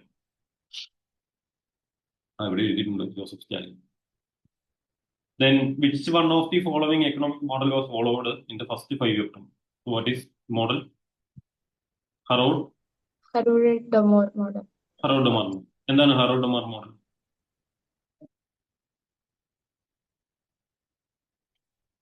What is Harrod-Domar model? ഇത്രേ ഉള്ളൂ. എക്കണോമിയിൽ ഗ്രോത്ത് വേണം അല്ലെ? ഗ്രോത്ത് വേണമെങ്കിൽ സേവിങ്സ് കൂട്ടണം. സേവിങ്സ് കൂട്ടിക്കഴിഞ്ഞാൽ ഓട്ടോമാറ്റിക്കലി നമ്മൾ സേവ് ചെയ്യുന്ന പൈസ നമ്മൾ എവിടെയായിരിക്കും സേവ് ചെയ്യുന്നത്? ഇപ്പം നമ്മൾ ഹൈപ്പോത്തറ്റിക്കലി നമ്മൾ ബാങ്കിൽ കൊണ്ട് പൈസ ഇട്ടെന്ന് വിചാരിക്കും അല്ലെ? നമ്മൾ എക്സ്ട്രാ നമ്മൾ സേവിങ്സ് ഉണ്ടെങ്കിൽ നമ്മൾ ബാങ്കിൽ കൊണ്ട് പൈസ ഇട്ടു. അല്ലെങ്കിൽ നമ്മളിപ്പോൾ എന്ത് ചെയ്യും? നമ്മൾ സ്റ്റോക്കിൽ ഇൻവെസ്റ്റ് ചെയ്യും, നമ്മൾ മ്യൂച്വൽ ഫണ്ടോ ഇക്വിറ്റി മാർക്കറ്റോ എന്തെങ്കിലും ഇൻവെസ്റ്റ് ചെയ്യും. എന്തെങ്കിലും നമ്മൾ ഇൻവെസ്റ്റ് ചെയ്യും സേവിങ്സ് അല്ലെ? ഈ ഇൻവെസ്റ്റ് ചെയ്യുന്ന പൈസ ഓട്ടോമാറ്റിക്കലി എന്ത് പറ്റും? അതൊരു ഇൻവെസ്റ്റ്മെന്റ് ആയിട്ട് മാറും. അതായത് ഫോർ എക്സാമ്പിൾ ബാങ്കിൽ കൊടുത്തു കഴിഞ്ഞാൽ ബാങ്ക് അത് ലോൺ ആയിട്ട് ഈ പറയുന്ന ബിസിനസ് തുടങ്ങാനും ഒക്കെ നമുക്ക് ലോൺ ആയിട്ട് കൊടുക്കും. സോ സേവിങ്സ് കൂടിക്കഴിഞ്ഞാൽ ഇൻവെസ്റ്റ്മെന്റ് എക്കണോമിയിൽ കൂടും. അങ്ങനെ ഇൻവെസ്റ്റ്മെന്റ് കൂടിക്കഴിഞ്ഞാൽ ഓട്ടോമാറ്റിക്കലി എന്ത് പറ്റും? മോർ പ്രൊഡക്ഷൻ കൂടും അല്ലെ? പ്രൊഡക്ഷൻ കൂടിക്കഴിഞ്ഞാൽ ഓട്ടോമാറ്റിക്കലി എംപ്ലോയ്മെന്റ് ഓപ്പർച്യൂണിറ്റി കൂടും. എംപ്ലോയ്മെന്റ് ഓപ്പർച്യൂണിറ്റി കൂടി കഴിഞ്ഞാൽ ഓട്ടോമാറ്റിക്കലി ഇൻകം കൂടും അല്ലെ? ഇൻകം കൂടിക്കഴിഞ്ഞാൽ ഓട്ടോമാറ്റിക്കലി എന്ത് പറ്റും? പിന്നെയും സേവിങ്സ് കൂടും. അതേപോലെ തന്നെ കൺസംഷനും കൂടും. ഓക്കെ, അഗെയിൻ ഇത് പിന്നെയും എന്ത് പറ്റും? ഇൻവെസ്റ്റ്മെന്റിലേക്ക് പോകും. അഗെയിൻ കൺസംഷൻ കൂടിക്കഴിഞ്ഞാൽ ഇറ്റ് വിൽ ഇൻക്രീസ് ഡിമാൻഡ് വന്നു കഴിഞ്ഞാൽ ഓട്ടോമാറ്റിക്കലി പ്രൊഡക്ഷൻ പിന്നെയും കൂടണം. പ്രൊഡക്ഷൻ ചെയ്യാനുള്ള പൈസ ഇപ്പൊ ഇൻവെസ്റ്റ്മെന്റ് ആയിട്ട് ഇവിടെ കിട്ടുന്നുണ്ട്. സോ ഓട്ടോമാറ്റിക്കലി എന്ത് ചെയ്യുക? ഹറോഡ്-ഡൊമാർ മോഡൽ പറയുന്നത് ഇത്രേ ഉള്ളൂ. നിങ്ങൾക്ക് ഗ്രോത്ത് ഇൻക്രീസ് ചെയ്യണമെങ്കിൽ, അതായത് ബേസിക്കലി എന്താണ്, ഇവിടെ പ്രൊഡക്ഷൻ കൂടിയാൽ തന്നെ ഓട്ടോമാറ്റിക്കലി എന്ത് വഴി? ഗ്രോത്ത് കൂടി. സോ ഗ്രോത്ത് കൂട്ടണമെങ്കിൽ you have to first increase the savings of the people. Okay, ഇനി സേവിങ്സ് ഓഫ് ദ പീപ്പിൾ കൂട്ടണമെങ്കിൽ ഫസ്റ്റ് 1950s സേവിങ്സ് കൂട്ടണമെങ്കിൽ, ആൾക്കാരുടെ സേവിങ്സ് കൂട്ടണമെങ്കിൽ ആകെ ഒറ്റ സെക്ടറിനെ ഫോക്കസ് ചെയ്തിട്ടേ കാര്യമുള്ളൂ. ഏത് സെക്ടറാ? ബിക്കോസ് മോർ ദാൻ 75% ഓഫ് പോപ്പുലേഷനും അന്ന് ഡിപ്പെൻഡ് ചെയ്തിരിക്കുന്ന ഏത് സെക്ടറിനെയാണ്? ഏത് സെക്ടറിനെയായിരുന്നു?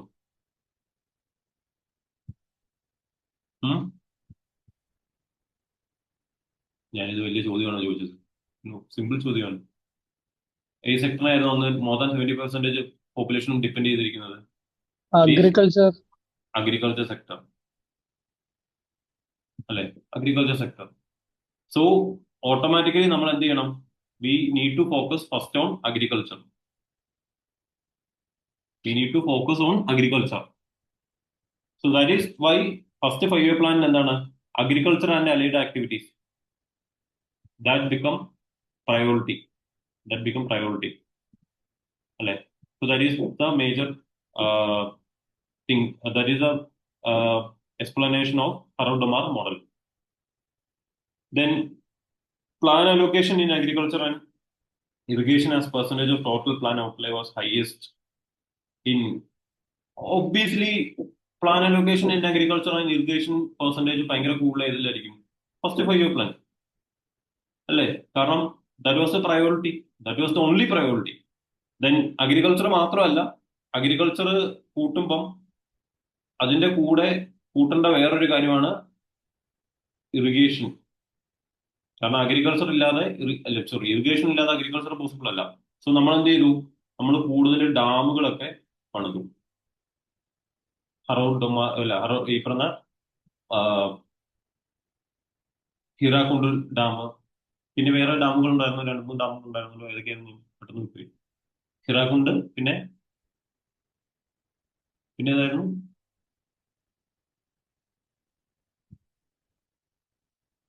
ഏതൊക്കെയായിരുന്നു ഡാമുകൾ? Damodar. Damodar. That is good. Okay. പിന്നെ ഹിരാക്കുണ്ടുണ്ട്, വേറെ ഏതാ? Nangal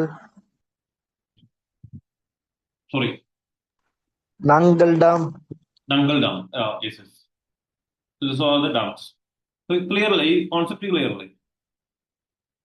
Yes, sir. Then, which 5-year plan of India focused on rapid industrialization based growth process? Second 5-year plan. Okay. Second 5-year plan focus ചെയ്തിരിക്കുന്നത് heavy industrialization. Again, 2-3 കാര്യങ്ങളുണ്ട്. It focused on rapid industrialization. അതിന് കാരണം എന്ന് വെച്ച് കഴിഞ്ഞാൽ ഒന്ന് agriculture സെക്ടറിലാണ് കൂടുതൽ ആൾക്കാർ. 1956 ആയിട്ടും അഗ്രികൾച്ചർ സെക്ടറിലാണ് കൂടുതലും ആൾക്കാർ ഡിപ്പെൻഡ് ചെയ്തിരിക്കുന്നത്. സോ ഇനി എന്താ പ്രശ്നം എന്ന് വെച്ച് കഴിഞ്ഞാൽ അവിടെ എന്താ ഡിസ്ഗൈസ്ഡ് അൺഎംപ്ലോയ്മെന്റ് വന്നു. ഓക്കെ. So disguised unemployment.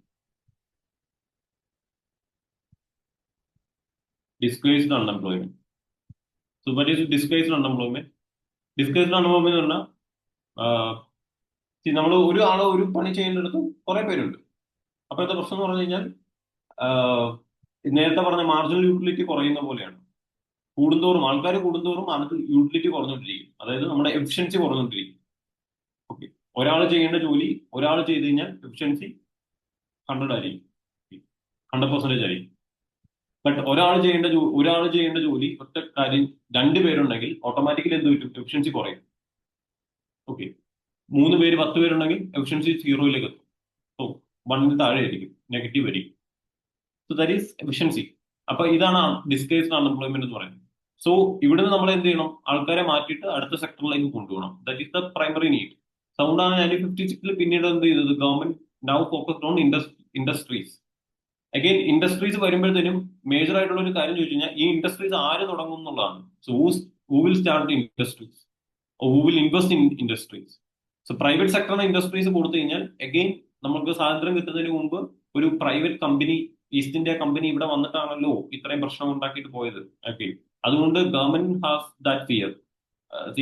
ഇനി അത് അങ്ങനെ ആവർത്തിക്കുമോ? ഓക്കെ. പ്രൈവറ്റ് സെക്ടറിന് ഇപ്പൊ കൊടുക്കണ്ട, and private sector is not able to invest. So government can only invest. So അതുകൊണ്ട് plus promotion of public sector undertakings.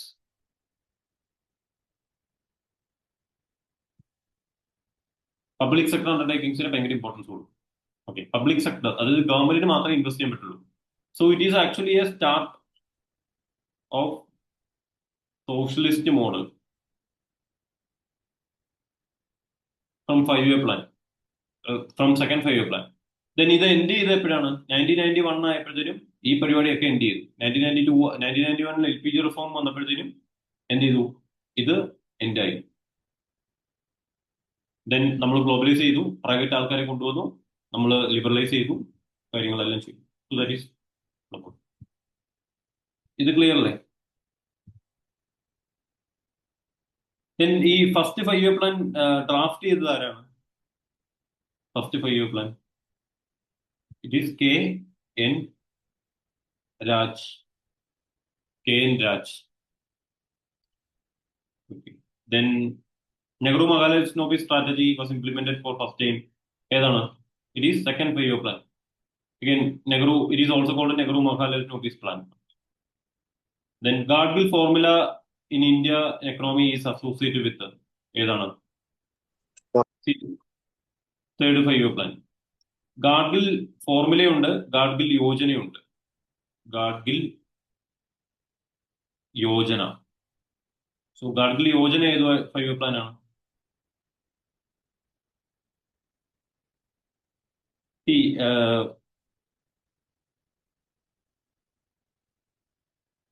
It is not Gadgil,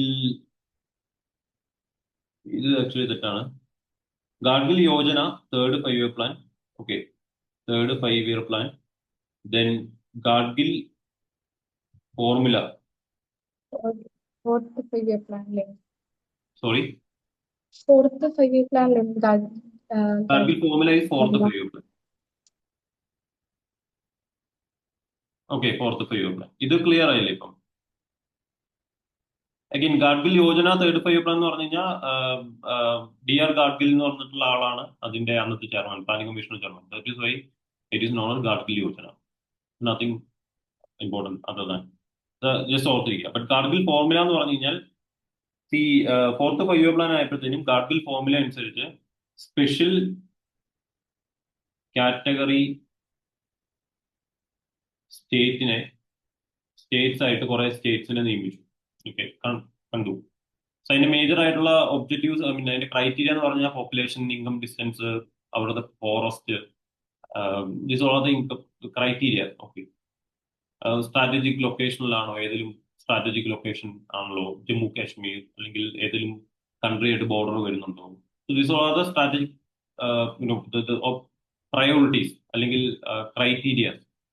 അപ്പൊ അത് വെച്ചിട്ട് ചില സ്റ്റേറ്റുകളെ സ്പെഷ്യൽ കാറ്റഗറി ആയിട്ട് കണ്ടു. എന്നിട്ട് അവർക്ക് എന്ത് ചെയ്യും? മോർ അലോക്കേഷൻ കൂട്ടിക്കൊടുത്തു, സെൻട്രലിന്റെ അലോക്കേഷൻ കൂട്ടിക്കൊടുത്തു അല്ലെ, മോർ അലോക്കേഷൻ കൊടുക്കുന്നു, അതേപോലെ തന്നെ മോർ ഗ്രാന്റ് കൊടുക്കുന്നു. ഇങ്ങനെയുള്ള കാര്യങ്ങളൊക്കെ നമ്മൾ കൂടുതൽ ചെയ്യും. ഇതാണ് ഈ പറയുന്ന പോലെ ഗാഡ്ഗിൽ ഫോർമുല എന്ന് അറിയപ്പെടുന്നത്. അഗൈൻ ഇത് എന്താ പ്രശ്നം എന്ന് വെച്ച് കഴിഞ്ഞാൽ ഫിനാൻസ് കമ്മീഷൻ നിങ്ങൾ പഠിക്കുന്നുണ്ടായിരിക്കും. ഫിനാൻസ് കമ്മീഷന്റെ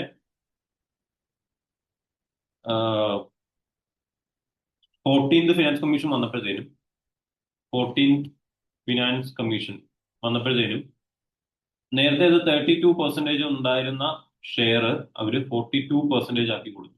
അഗൈൻ ഫിനാൻസ് കമ്മീഷൻ എന്താണെന്ന് ഞാൻ പറയുന്നില്ല, ഇപ്പൊ അറിയാലോ അല്ലേ? ജസ്റ്റ് ഇത്രേ ഉള്ളൂ. സെൻട്രൽ ഗവൺമെന്റ് സ്റ്റേറ്റ് ഗവൺമെന്റിന് കൊടുക്കുന്നത്, അതായത് ഇവരുടെ ടാക്സ് കളക്ട് ചെയ്യുമല്ലോ, ഈ ടാക്സിന്റെ ഒരു ഷെയർ എന്ത് ചെയ്യും? സ്റ്റേറ്റ് ഗവൺമെന്റ് കൊടുക്കണം. ഇത് എത്ര പെർസെന്റേജ് ആണെന്ന് റെക്കമെൻഡ് ചെയ്യുന്നത് ഫിനാൻസ് കമ്മീഷനാണ്. ആൻഡ് ഫർദർ ഡീറ്റെയിൽ നമ്മൾ എന്തായാലും പിന്നീട് പഠിക്കും. അത് ഞാൻ ക്വസ്റ്റ്യൻ ഇല്ലെങ്കിലും ഞാൻ പറഞ്ഞു, ക്വസ്റ്റ്യൻ ഉണ്ടാകും, ഉറപ്പായിട്ടും ക്വസ്റ്റ്യൻ ഉണ്ട്, നമുക്ക് പറഞ്ഞുതരാം. അഗൈൻ സെൻട്രൽ ഗവൺമെന്റ് കിട്ടുന്ന ടാക്സിന്റെ ഇത്ര പെർസെന്റേജ് സ്റ്റേറ്റ് ഗവൺമെന്റ് കൊടുക്കണം. അത് എത്ര പെർസെന്റേജ് ആണ് കൊടുക്കേണ്ടതെന്നാണ് ഫിനാൻസ് കമ്മീഷൻ പറയുന്നത്. അപ്പൊ ഫിനാൻസ് അത് നേരത്തെ 32% ആയിരുന്നു. അതായത് 100 രൂപ കിട്ടി കഴിഞ്ഞാൽ 32 സ്റ്റേറ്റുകൾക്ക് വിരിച്ചു കൊടുക്കണം. സ്റ്റേറ്റ് അത് വേറെ കുറെ കാറ്റഗറി വെച്ചിട്ടാണ് ഈ ഇതേപോലെ പോപ്പുലേഷൻ, ഈ പറയുന്ന ഇൻകം ഡിസ്റ്റൻസ്, ഫോറസ്റ്റ്, ഇങ്ങനെയുള്ള കുറെ ക്രൈറ്റീരിയ വെച്ചിട്ടാണ് വിരിച്ചെടുക്കുന്നത്. അഗൈൻ ഇത് 32 എന്നുള്ളത് 42% ആക്കി. അതോടുകൂടി ഈ 14th ഫിനാൻസ് കമ്മീഷൻ വന്നതോടുകൂടി ഈ സ്പെഷ്യൽ കാറ്റഗറി സ്റ്റേറ്റ് എന്നുള്ള പരിപാടി അങ്ങ് എടുത്തു കളയുകയും ചെയ്യും. അഗെയിൻ ഓർത്തിരിക്കേണ്ടത് ഫോർത്ത് 5-year പ്ലാനിലാണ് ഗാഡ്ഗിൽ ഫോർമുല എന്ന് പറഞ്ഞ് ക്രിയേറ്റ് ചെയ്തിട്ട് നമ്മൾ സ്പെഷ്യൽ കാറ്റഗറി സ്റ്റാറ്റസ് ആദ്യം കൊണ്ടുവരുന്നു. അത് 14th ഫിനാൻസ് കമ്മീഷൻ വന്നപ്പോൾ അത് എടുത്തു കളഞ്ഞു.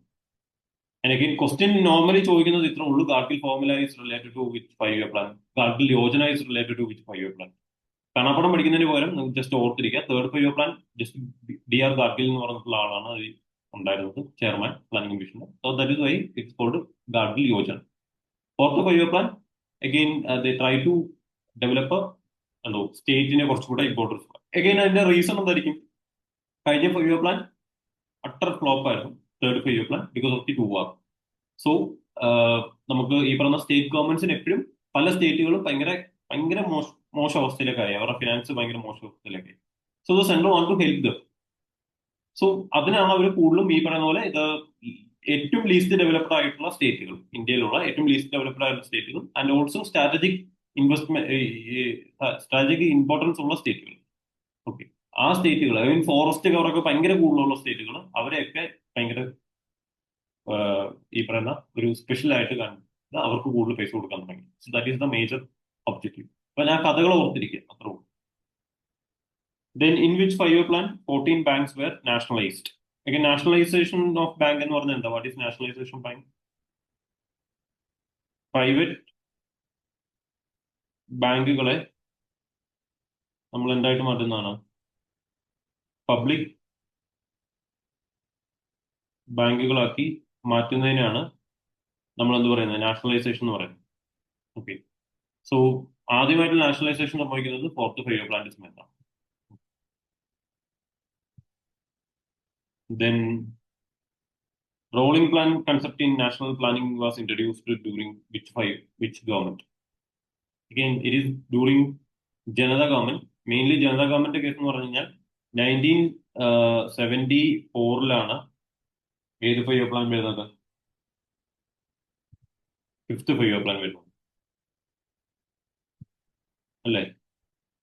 അഗെയിൻ 5th 5-year പ്ലാൻ 1974 വന്നിട്ട് പ്രശ്നം എന്ന് വെച്ച് കഴിഞ്ഞാൽ 1978 ആയപ്പോഴത്തേനും എന്ത് ചെയ്തു? ഇത് തീർന്നു. അഗെയിൻ ഇവിടെ നോക്കുക, ഓൺലി 4 years. അഗെയിൻ 1978 വീഴാനുള്ള കാരണം എന്ന് വെച്ച് കഴിഞ്ഞാൽ ഈ സമയത്ത് ഇന്ദിരാഗാന്ധി ഗവൺമെന്റ് ആയിരുന്നു, ഇന്ദിരാഗാന്ധി ആയിരുന്നു. അഗെയിൻ 1978 ആയപ്പോഴത്തേനും ഇന്ദിരാഗാന്ധി ഗവൺമെന്റ് എന്ത് ചെയ്തു? താഴെ വീഴുന്നു അല്ലെ, ഡിസോൾവ് ആകുന്നു. അഗെയിൻ അടുത്ത ജനത ഗവൺമെന്റ് വരുന്നു. And Janata government 5-year plan വന്നില്ല. Again they imposed rolling plan. Again 1980 ആകുമ്പോഴത്തേനും എന്ത് പറ്റി? അഗെയിൻ ഫ്രഷ് ഇലക്ഷൻ നടക്കുന്നു. അതിൽ പിന്നെയും ആര് വരുന്നു? ഇന്ദിരാഗാന്ധി തന്നെ വിൻ ചെയ്യുന്നു. Okay, then she implemented 6th 5-year plan. So 5th 5-year പ്ലാനും ഇന്ദിരാഗാന്ധിയാണ്, 6th 5-year പ്ലാനും ഇന്ദിരാഗാന്ധിയാണ്. ഇൻ ബിറ്റ്വീൻ 2 വർഷം, 2 years. So in between 1978 and 1980, 2 years. ഇത് rolling plan. What is rolling plan? Annual plan ആണ് അല്ലെ. 5-year പ്ലാനിന് വരെ നമ്മൾ റോളിംഗ് പ്ലാൻ കൊണ്ടുവരും. ഈ പ്ലാൻ കൊണ്ടുവന്ന് ജനത ഗവൺമെന്റ് ആണ്, മൊറാർജി ദേശായി ആണ്. Then call for Garibi Hatao was incorporated in again 5th 5-year plan. Garibi Hatao ഇന്നത്തെ പോലെ അച്ചാദിൻ എന്നൊക്കെ പറയുന്ന പോലെ അന്നത്തെ ഒരു ഇന്ദിരാഗാന്ധി ഗവൺമെന്റിന്റെ ഒരു ഭയങ്കര വലിയൊരു സ്ലോഗൻ ആയിരുന്നു. കരീബി ഘടാവോ എന്ന് പറഞ്ഞാൽ എന്താ? പോവർട്ടി റിമൂവൽ അല്ലെ, എൻഡ് പോവർട്ടി എന്നുള്ളതായിരുന്നു അന്നത്തെ slogan. That was the election campaign slogan at that point of time. So it was first used in 5th 5-year plan. Then she win the election, but in 78 lose the confidence in parliament. Then 80 pinning she also win the election. Then before the inception of first 5-year plan, which among the following plans were initiated in India?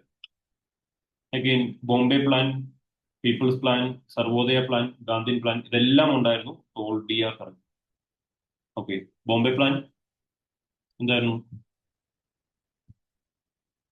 V can discuss this plans in next class. നമുക്ക് ഈ planning commission ഈ ഒരു ചാപ്റ്ററിനകത്തുള്ള ബാക്കി questions അടുത്ത ക്ലാസ്സിൽ നമ്മൾ discuss ചെയ്യും. Because ഇനി അങ്ങോട്ട് പോകുമ്പോൾ ക്വസ്റ്റ്യൻസ് വളരെ കുറച്ചും കൂടെ കുറഞ്ഞു വരും. So we get more time. Okay, ഫസ്റ്റത്തെ ഈ ഒരു ടോപ്പിക് കുറച്ച് കൂടുതലുണ്ട് ക്വസ്റ്റ്യൻസ്. അപ്പോൾ വിൽ ഗെറ്റ് മോർ ടൈം. നമുക്ക് അടുത്ത ക്ലാസ്സിൽ ഓരോന്നും പറഞ്ഞുതരാം. ഞാൻ ഈ പറഞ്ഞ നിങ്ങൾ പഠിച്ചിട്ടില്ലെങ്കിൽ ഞാൻ പറഞ്ഞുതരാം. ഇതെല്ലാം 5 പ്ലാനിന് മുന്നേ ഉണ്ടായിരുന്നതാണ്. Bombay plan, Sarvodaya plan, people's plan, Gandhian plan എല്ലാം ഉണ്ടായിരുന്നു. Okay, then which among the following regarding 5-year plans in India is correct? First and ഇതിന്റെ ആൻസർ ഏതായാലും 1 and 3. Okay, 1 is correct and 3 is correct. So തെറ്റുള്ളത് നോക്കാം. Third 5-year plan was based on Harold Domar. ഉറപ്പായിട്ട് നമ്മൾ ഇപ്പൊ കുറച്ചും കൂടെ പഠിച്ചുള്ളൂ. This is not correct. First 5-year plan ആണ്. Then 9th 5-year plan emphasized massive investment in public sector.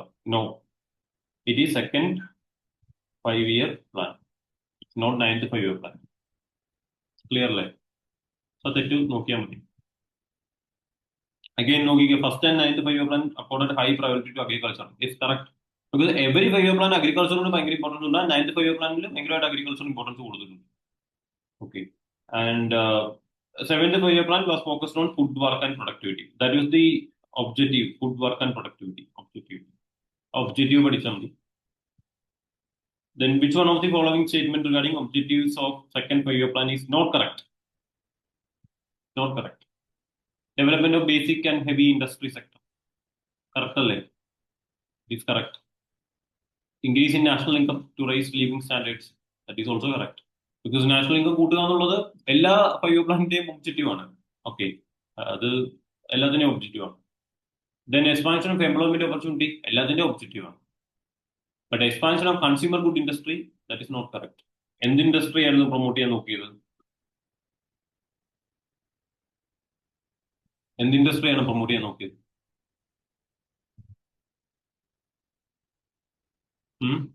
Heavy industries ആണ്. That is capital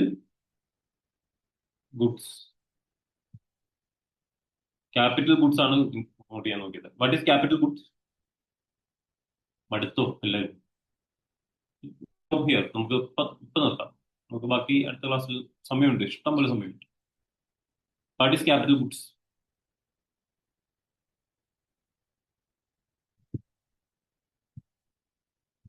capital goods. Oh yeah. Parvati, what is capital goods?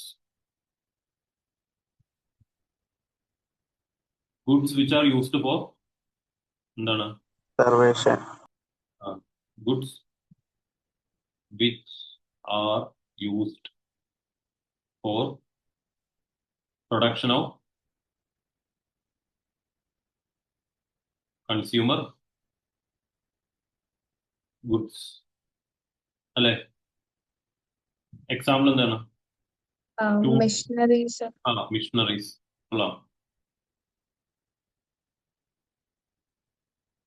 Missionaries, tools, missionaries, ഇങ്ങനെയുള്ള കാര്യങ്ങളാണ് capital goods. Consumer good എന്ന് പറഞ്ഞാൽ എന്താ? Which are used only four consumption, അല്ലെ? End consumer ചെയ്യുന്നതാണ്. So second 5-year plan is not focused on consumer good industries. They focused on capital good industries, capex. So this is not correct. So ഇവിടെ ഇത്രയുണ്ട്. നമുക്ക് again നമ്മൾ തീർക്കാനുള്ളത് എവിടെ തൊട്ടാണ്? 12 തൊട്ട്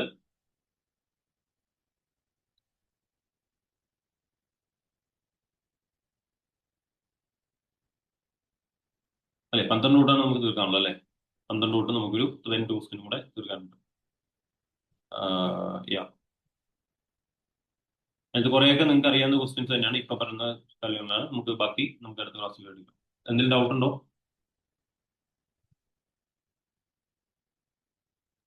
No, sir. നിങ്ങൾക്ക് suggestion ഉണ്ടോ? ഈ സജഷൻ ക്ലാസ് മനസ്സിലാവുന്നുണ്ടോ? ഫോളോ ചെയ്യാൻ പറ്റുന്നുണ്ടോ?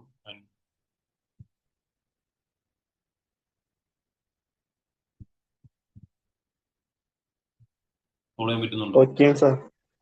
ആ, Okay, sir. ഓക്കെയാണ്. ഓക്കെ, എന്തെങ്കിലും സജഷൻ ഉണ്ടോ? വേറെ എന്തെങ്കിലും ഇമ്പ്രൂവ് ചെയ്യണം? എന്തെങ്കിലും കാര്യങ്ങൾ നിങ്ങൾക്ക് കുറച്ചും കൂടെ ഇങ്ങനെ കിട്ടിയാൽ കൊള്ളാം, ഇങ്ങനെ ചെയ്താൽ കൊള്ളാം എന്ന് തോന്നുന്ന എന്തെങ്കിലും കാര്യം? സാർ ഈ ക്വസ്റ്റ്യനിൽ തന്നെ ഇപ്പം ആൻസറും കൂടെ കൊടുത്തിട്ടല്ലേ സാർ ഇപ്പോ ഓരോ ഇത് ചെയ്തേക്കുന്നത് ആ PDF ആ ഒക്കെ. ആ അപ്പൊ നമുക്കിപ്പോ അത് കാണുമ്പോൾ പെട്ടെന്ന് ബാക്കിയുള്ള ഓപ്ഷൻസ് വായിച്ചിട്ട് നമുക്കത് സ്വന്തമായിട്ട് ആലോചിക്കാൻ പറ്റില്ല. ഇപ്പൊ ഓ ഫസ്റ്റ് ആ അത് ഓപ്ഷൻ കാണുമ്പോൾ തന്നെ നമ്മൾ അതാണ് ആൻസർ എന്നുള്ള ഒരു ആ ഇതിലേക്കാണ് ആ. ഇരിക്കണം. അല്ല അത് നിങ്ങൾക്ക് തന്ന ക്വസ്റ്റ്യനും ഇങ്ങനെ തന്നെയായിരുന്നു, ഇങ്ങനെ തന്നെയായിരുന്നു academic? അല്ല, ബാക്കിയുള്ള ടീച്ചേഴ്സ് ഒക്കെ ഫസ്റ്റ് ക്വസ്റ്റ്യൻ വന്നിട്ട് അത് പറഞ്ഞ് നമ്മൾ ആൻസർ പറഞ്ഞു കഴിയുമ്പോഴേക്കാണ് ഓ ആൻസർ. അല്ല, എനിക്ക് കിട്ടിയ PDF ഇങ്ങനെയായിരുന്നു. ഇത് ആക്ച്വലി പ്രിപ്പയർ ബൈ ഇൻസ്റ്റിറ്റ്യൂട്ട്. അപ്പോ ഞാൻ അവരോട് പറയാം. ഞാനും അത് ആലോചിച്ചായിരുന്നു. ബട്ട് ഞാൻ ഓർത്തു നിങ്ങൾ ഓൾറെഡി ഈ ക്വസ്റ്റ്യൻസ് ചെയ്തിട്ടിരിക്കുന്നവരാണ്. So I assume that you already know the question and ഇത് അങ്ങനെ അയച്ചിട്ടില്ല, ഗ്രൂപ്പിലേക്കൊന്നും അങ്ങനെ അയച്ചിട്ടില്ല ഇതുവരെ. Oh oh okay okay okay. I will inform. ഞാനും അത് ശ്രദ്ധിച്ചായിരുന്നു. I will inform. Next time നമുക്ക് ആൻസർ രണ്ടാമത്തെ പേജിലേക്ക് ആക്കാം. Thank you sir. എനിക്കിതിപ്പം ഇൻസ്റ്റിറ്റ്യൂട്ടിൽ നിന്ന് നേരിട്ട് കിട്ടുന്ന ഒരു PDF ആണ്. അപ്പൊ ഞാനത് അങ്ങനെ തന്നെ എയർ ചെയ്ത. So I will make the change otherwise. Okay sir, thank you. വേറെ എന്തെങ്കിലും ഒന്നുമില്ലല്ലോ? ഓക്കെ, വേറെ അപ്പം കുഴപ്പമൊന്നുമില്ല സർ. നെക്സ്റ്റ് ക്ലാസ്സിൽ ഇതൊന്ന് പഠിച്ചിട്ട് വരിക, ഇതെല്ലാം ഒന്ന് നോക്കിയിട്ട് വരിക.